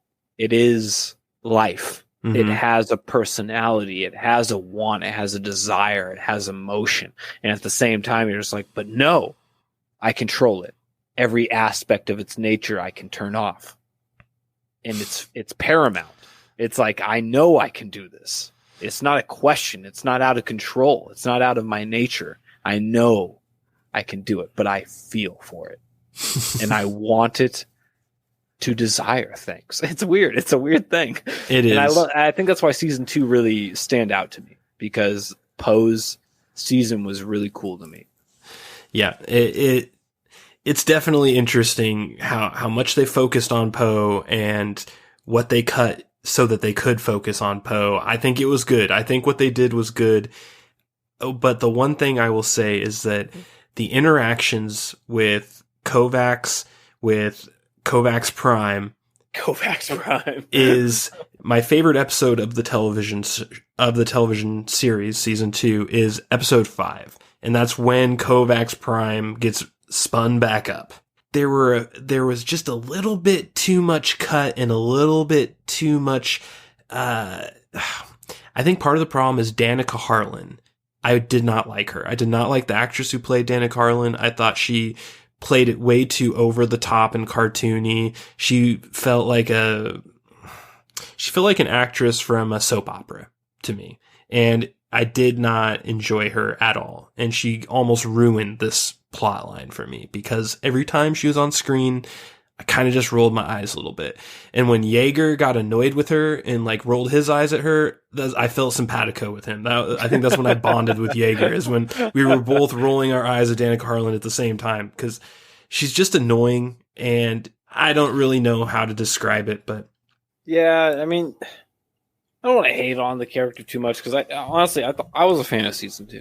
There wasn't much complaint I have with season 2 or season 1 for that matter. But if I were to really address some complaints, the actor of Danica Harlan is number 1. Yeah, probably number 1. Who would even be number 2? Can you even think of who number 2 is behind her? For me, it'd be Tripp. I think Tripp's okay, but I had some problems. I liked her early on. I liked Tripp in the first half of the season.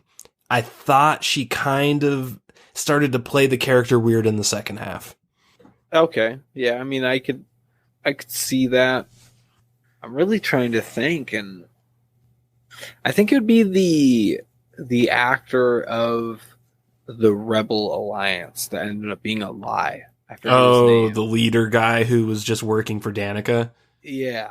He ended up being actually a pretty poor actor. He was a poor actor, you're right.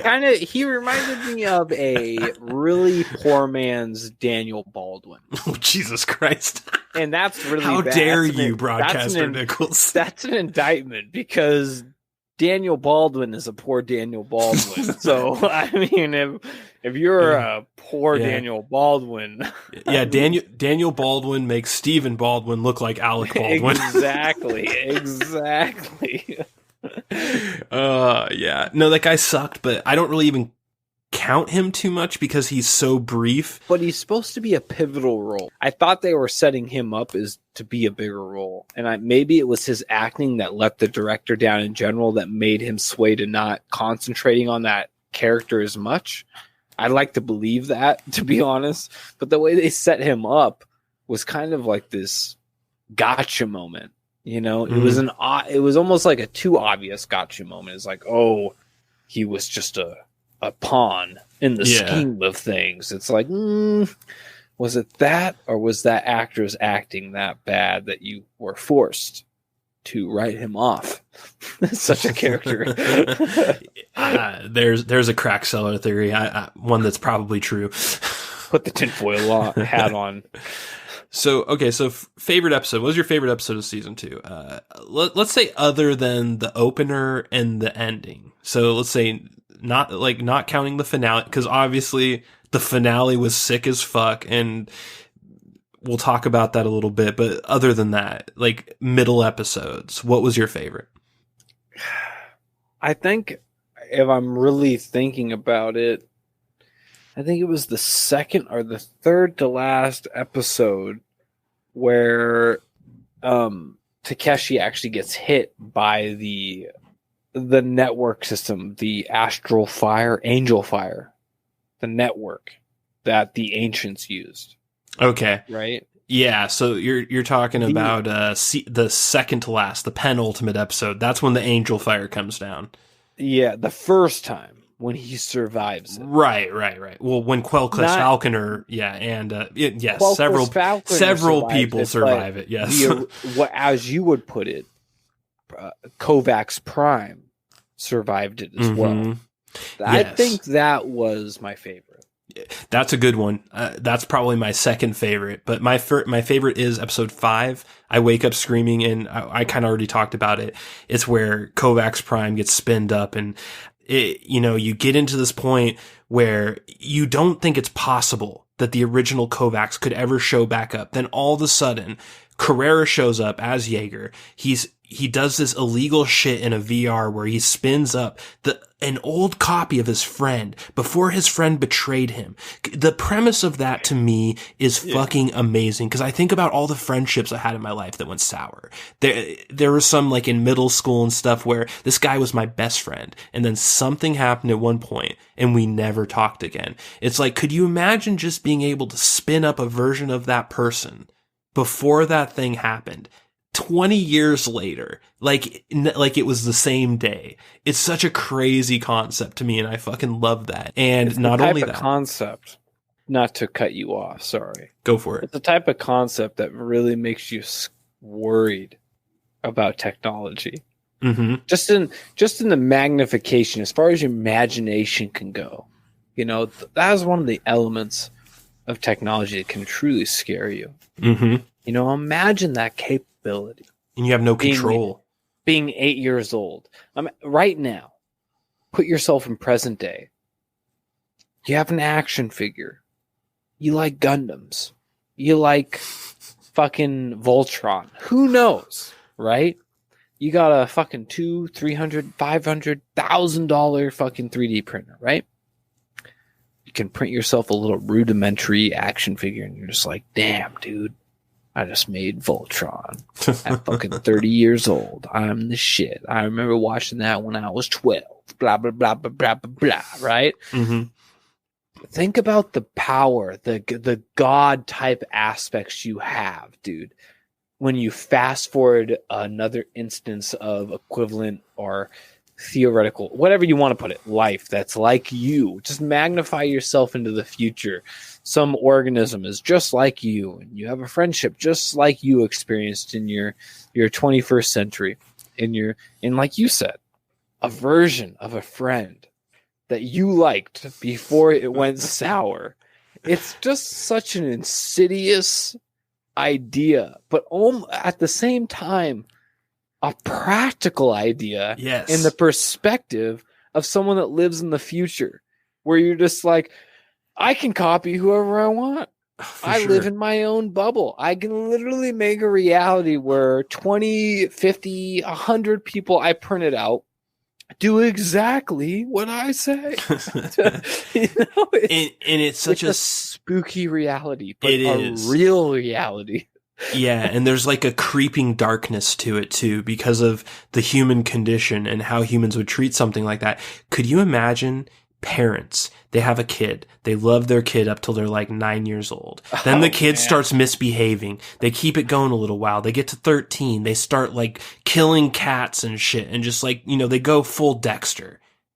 Guess what? Mommy and daddy are spinning you back up to age 7, and they're going to try a different strategy of raising you. A different approach. Holy shit. Are like the implications of such a technology are so dark and so vast. And that's one of the things that makes this book series special, is it talks about high concept stuff like that. But also think about the weight of where it bears down. You know, and one idea, you think about the idea, like you put, you know, where a parent is disappointed in the progress of a child. So they spin them back up at a certain age where they deemed it to be perfect and malleable, where they could go forward from such a point, a milestone, if you will. There is a nightmare, if you will, an idea that you'll always be stuck in the circle of what if, you know? I truly love the ideas that they play on in this season, because of the amount of compounding creativity you can go with such an idea. It will never end. You will never be happy. It is a sand pit. Yep. It's quicksand. It is. It truly is the old analogy, quicksand. You will go deeper and deeper the more you struggle. You know? Yeah. It's I love, that's I'm such a sci-fi nerd, and that's like my main thing. It's the main thing I consume is science fiction, and man, this is the type of stuff that makes me love science fiction. It's what got me hooked to it, and it's what keeps me hooked to it, is conceptual stuff like this, where you can just bend your mind around it, and you start to see the flaw in humanity and how it fractally cascades around any technology and just turns it into the most dark thing you could possibly imagine. Are you saying you're a Frank Herbert fan? Yeah. But anyway, the back to episode 5 being my favorite episode of the season. The other reason is because episode 5 ends with Kovacs versus Kovacs. Yes. Was that not fucking awesome? It was almost this Mortal Kombat epitaph to me. It was the epitaph of Mortal Kombat, to be honest. When I saw Kovacs versus Kovacs, I immediately went back to, I don't know, circa 2012, 2013, where I was going to this point in my life where I've seen enough Mortal Kombat to the point where any new Mortal Kombat seemed like almost intrusive to me. You know, I was just like, what is this? Like, all these new characters, you're trying to tie this into the old series, blah, blah, blah, blah, blah, blah, blah, you know? But at some point, you're just like, you reconcile with it because of your passage through time. You know, you're just like, this is what comes of it. You know, there is no slow, you know, not to go off too much. Maybe I'm ranting a little bit, but there is a quote that I'll take from Destiny, from the character Osiris. Destiny 1. This isn't even Destiny 2. This may be back a millennia for some people, but Destiny 1, right? When you're flying through the loading screen, Osiris gives you a line that says, all ends come from the same pit. There is no stopping or slowing it. Or sorry, there's no stopping it, but here it can be slowed. Right? And that really stood out to me because it just, so many aspects of life can relate to that. Yep. You know, it's like, it's a slow burn. It's this crawl into madness or something you can't perceive anymore. Something out of your scope.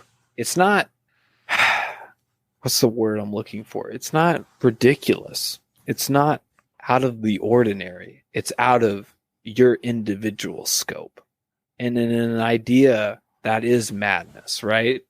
You're just like, why have you changed this IP, this character, this story, this concept, you know, this archetype? Why have you changed it so?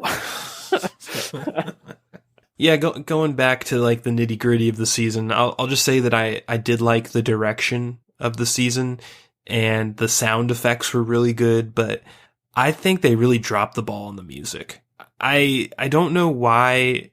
This seems to be a trend now. People are just not focusing on music.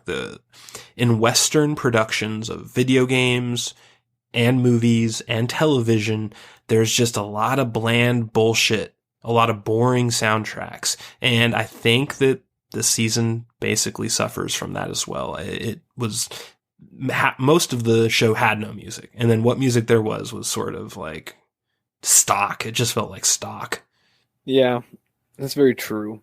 It's funny you say that because Westworld, sci-fi, great that music. is kind of standing out right now because season 3 just dropped, which we will be at the Crack Cellar reviewing shortly. But nonetheless, season 1 and 2, as much as I know, had a fucking phenomenal soundtrack. Yes. So it kind of almost comes off as preposterous or ridiculous that sci-fi shows wouldn't consider a soundtrack to be paramount in the construction of the overall vibe of a sci-fi show or film. Mm-hmm. Or, you know, not even sci-fi in general. I think what you're talking about is just a lack of respect of OSTs in general. Yeah. It's like the forgotten element of entertainment.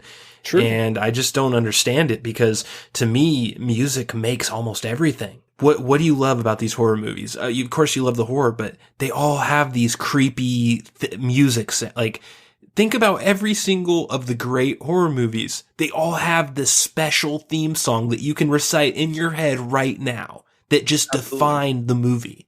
Absolutely. I always like to think of there's a frontward and a backward attack to things, right? If you were like this war general, right? And you were thinking, how am I going to defeat my enemy? This enemy's in front of me. It's occupying this land, and I'm going to come at it from front, but I also need to have an idea of what comes from the back, what comes from the sides, what comes from the air, if technology permits, and what time you're talking about. But nonetheless, I think there's this, a soundtrack is this 4D attack on entertainment. You present a creative direction, you present an idea, no matter what it is, you present an idea to the audience and they consume it. And they're like, okay, yeah, there's magic, there's elves, oh, there's hell, there's nightmares, oh, there's elite, rich people in the sky enslaving the people on the earth. It doesn't matter what the premise is, right? You always get this idea that's in front of you. You consume it like it's it's food in the trough, like a pig almost, But there's then the attack from behind, the subconscious attack, which is the music in my mind. The music is what fills in the blanks. Yes. When you give a story to someone, they're consuming it, but there's these gaps that slowly form. They're just like, well, that doesn't really make sense because of this. And, well, what if blah, blah, blah, like all these variables that start to form. But the OST almost brunts the flood, if you will, of that type of thought coming into your IP. If you have a good soundtrack, it makes the fleshed out scene so much more real, so much more impactful, so much more emotional that you don't care to think about such thoughts. You're just like, man, that scene was so dope. The meteor was falling from the sky and heavy metal was playing and fucking a dragon came by and there was this acoustic solo or whatever the fuck it may be, The music is what complements it and makes you not question the vulnerability of a scene. The OST is complementary. It band-aids the weakness of a scene almost. Oh, totally. You nailed it, really. What you just said is exactly right. And it applies to video games, it applies to movies, and it applies to television. And I don't understand what is up with the current trend in Hollywood of downplaying music, almost having no music in most of these new TV shows. It's like there's this new rule that we just don't do music in television anymore. And I don't understand why we can't do that. It's such a great technique that not only can it just fill in the blanks, like you said, it can also be like this guiding meteor in the sky that takes you to like your true north. You know what I mean? As far as like your conceptual belief of what you're seeing in a scene. It can manipulate you almost in a good way.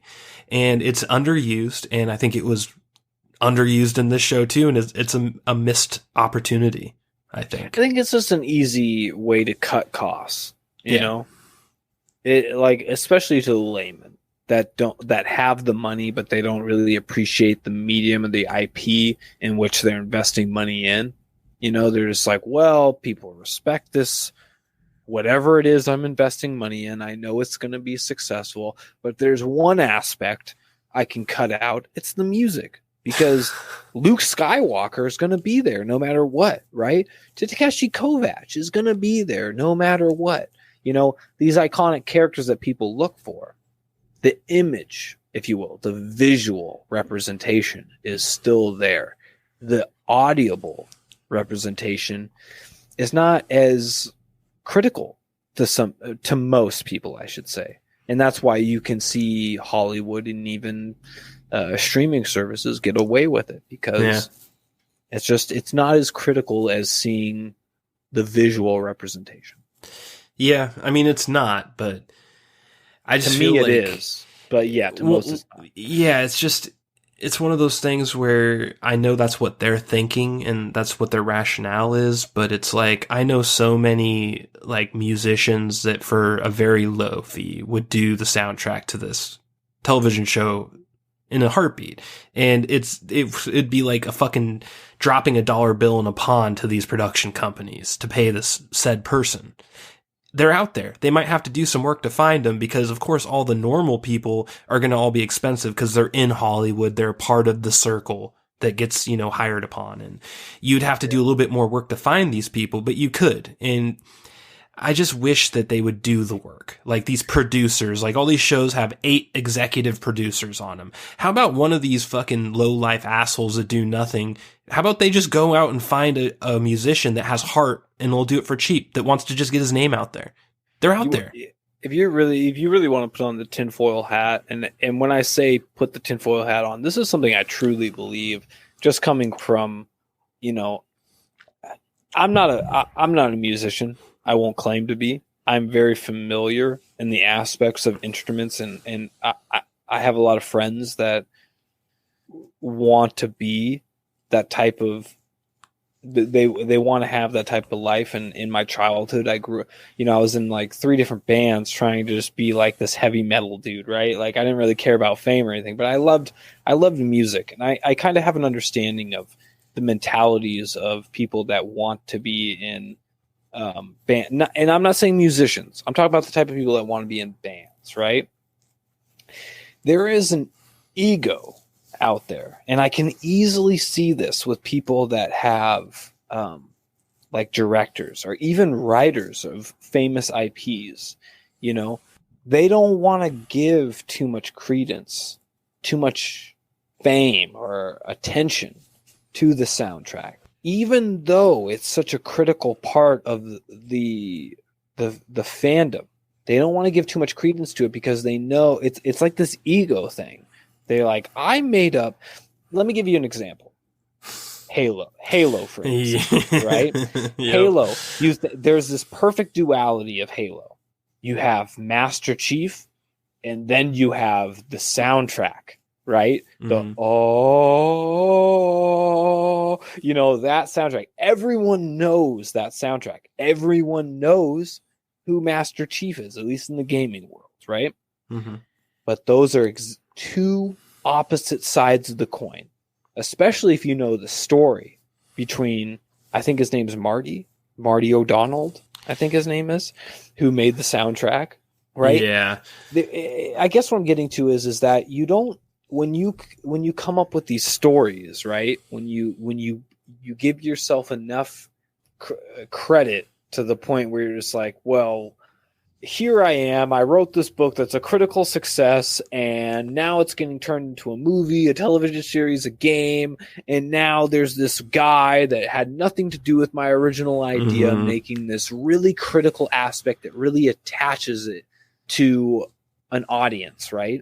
Yep. And then the audience starts as recognizing that element, and your ego comes into place. Then you're just like, this son of a bitch, this motherfucker, like he has no idea the decade it took for me to create this IP in my mind and what it took to get here. And now he made one soundtrack or one song or one thing that people just attach to my idea.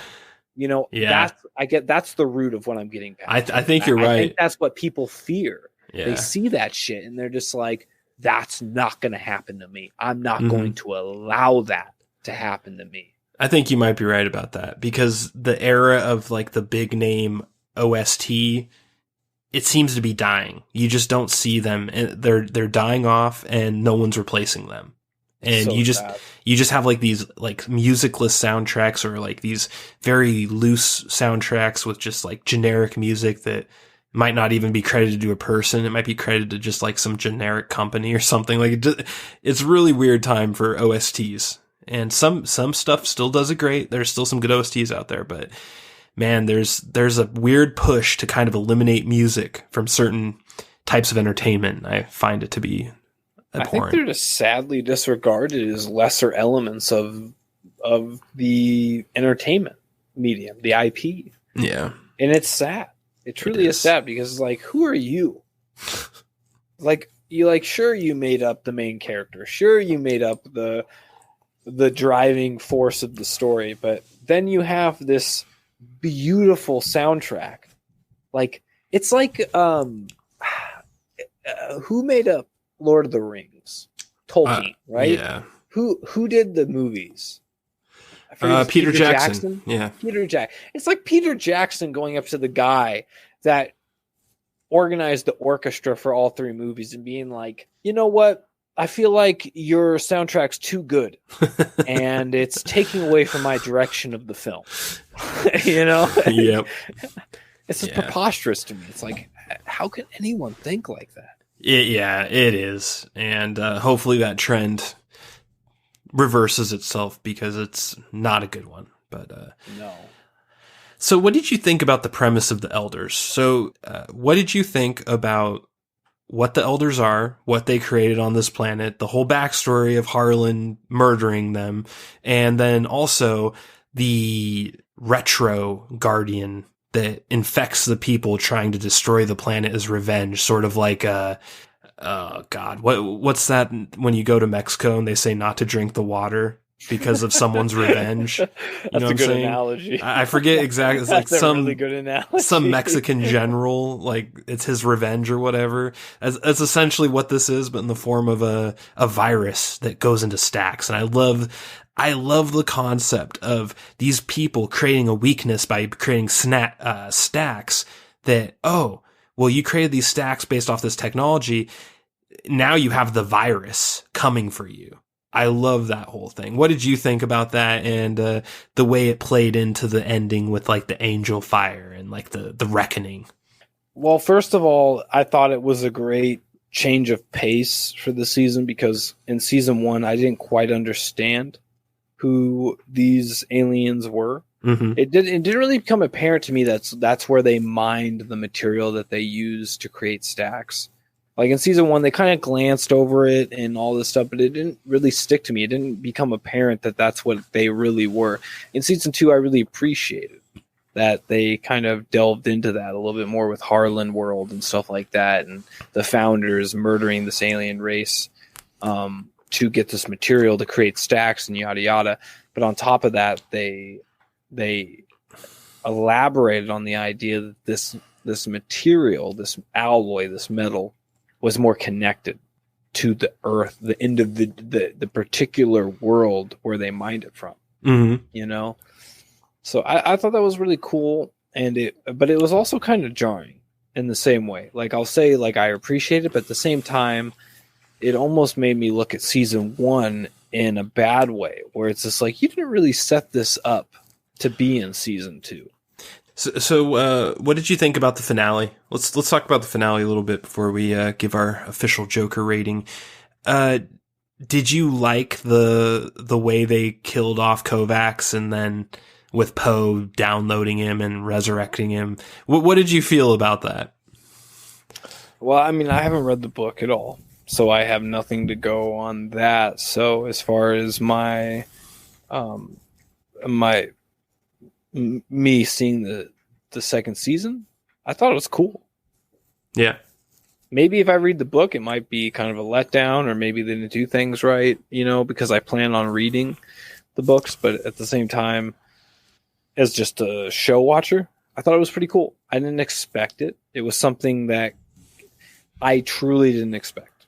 And that's what I always appreciate out of anything, not just sci-fi, but if you can do something where I didn't even think about it, then it's cool in my eyes. Even if it ends up being a shitty idea executed in the next iteration or whatever, I can appreciate something that was over my head, you know? So, I don't know. I thought it was a cool idea. Yeah. I also think the other part of me is theorizing that there's, you know, the other book or whatever has already been established, and there's already these wheels spinning or whatever. So it makes me excited for who the third iteration of Kovacs is going to be. Yeah. So let's talk about that a little bit. Because I think we both agree that Anthony Mackie is not coming back.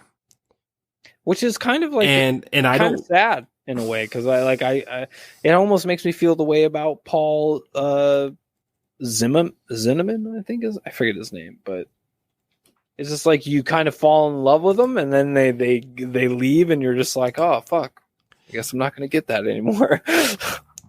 Yeah. So do you think Kovacs will return as 2 Kovacs in season 3? Let's just ask that. Yes. Do you see? So we have Kovacs Prime. So he's here. He's here to stay. We have the OG Kovacs. And we also have Mackie Kovacs, as far as we can tell, going into the season 3. Do you think that A, they're going to kill off the Mackie Kovacs in off screen and then say, oh, we're resleeving him and have a new guy? Or do you think they're just going to kill him off screen and just have him not come back and just have only Kovacs Prime? No, what do you think? How do you think this is going to pan out? I think it's going to be a versus from here on out. I think there's going to be 2 different Kovacs. I think there's going to be the Kovacs being in love with Kelkrish Falkner, and then there's going to be the Kovacs that was indoctrinated by Kelkrish Falkner. I think that's how they're going to visualize it. That's the feeling I get, that there's now this split, this fork in the roads of Kovacs, where maybe the OG Kovacs was the right way, or maybe the Rebellion Kovacs was the right way. Mm-hmm. And at the same time, I think it's a perfect way to do the series, which is why I think it's the most likely, because it's such an emotional impact for people that have different perspectives when reading a book. You know, you have this main character, and now all of a sudden you're made to decide. Is he the Kovacs that should have stayed with Jaeger and became a military expert and started fucking laying down the law? Or should he have been the rebellious one that went with Kelkrish Falkner and destroy all stacks and equalize life again? You know? So I that's where my mind says the most common idea, or the most likely outcome is going to be. Yeah. Well, I'll just say that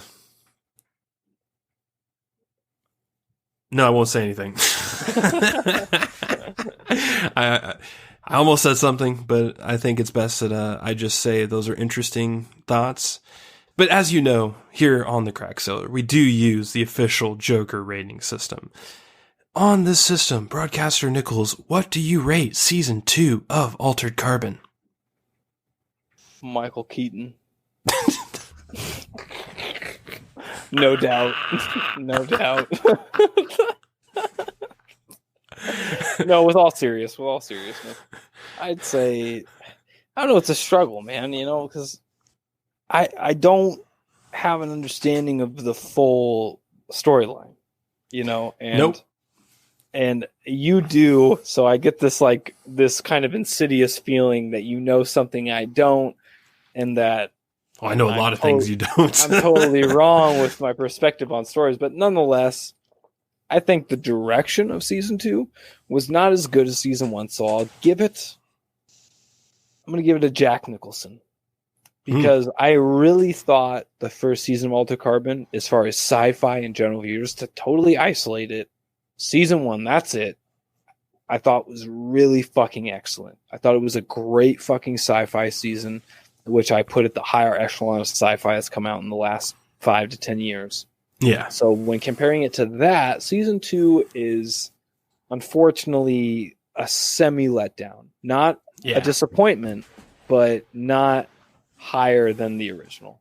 Agreed. But I'm going to have to give it a Heath. It's a Heath Ledger to me.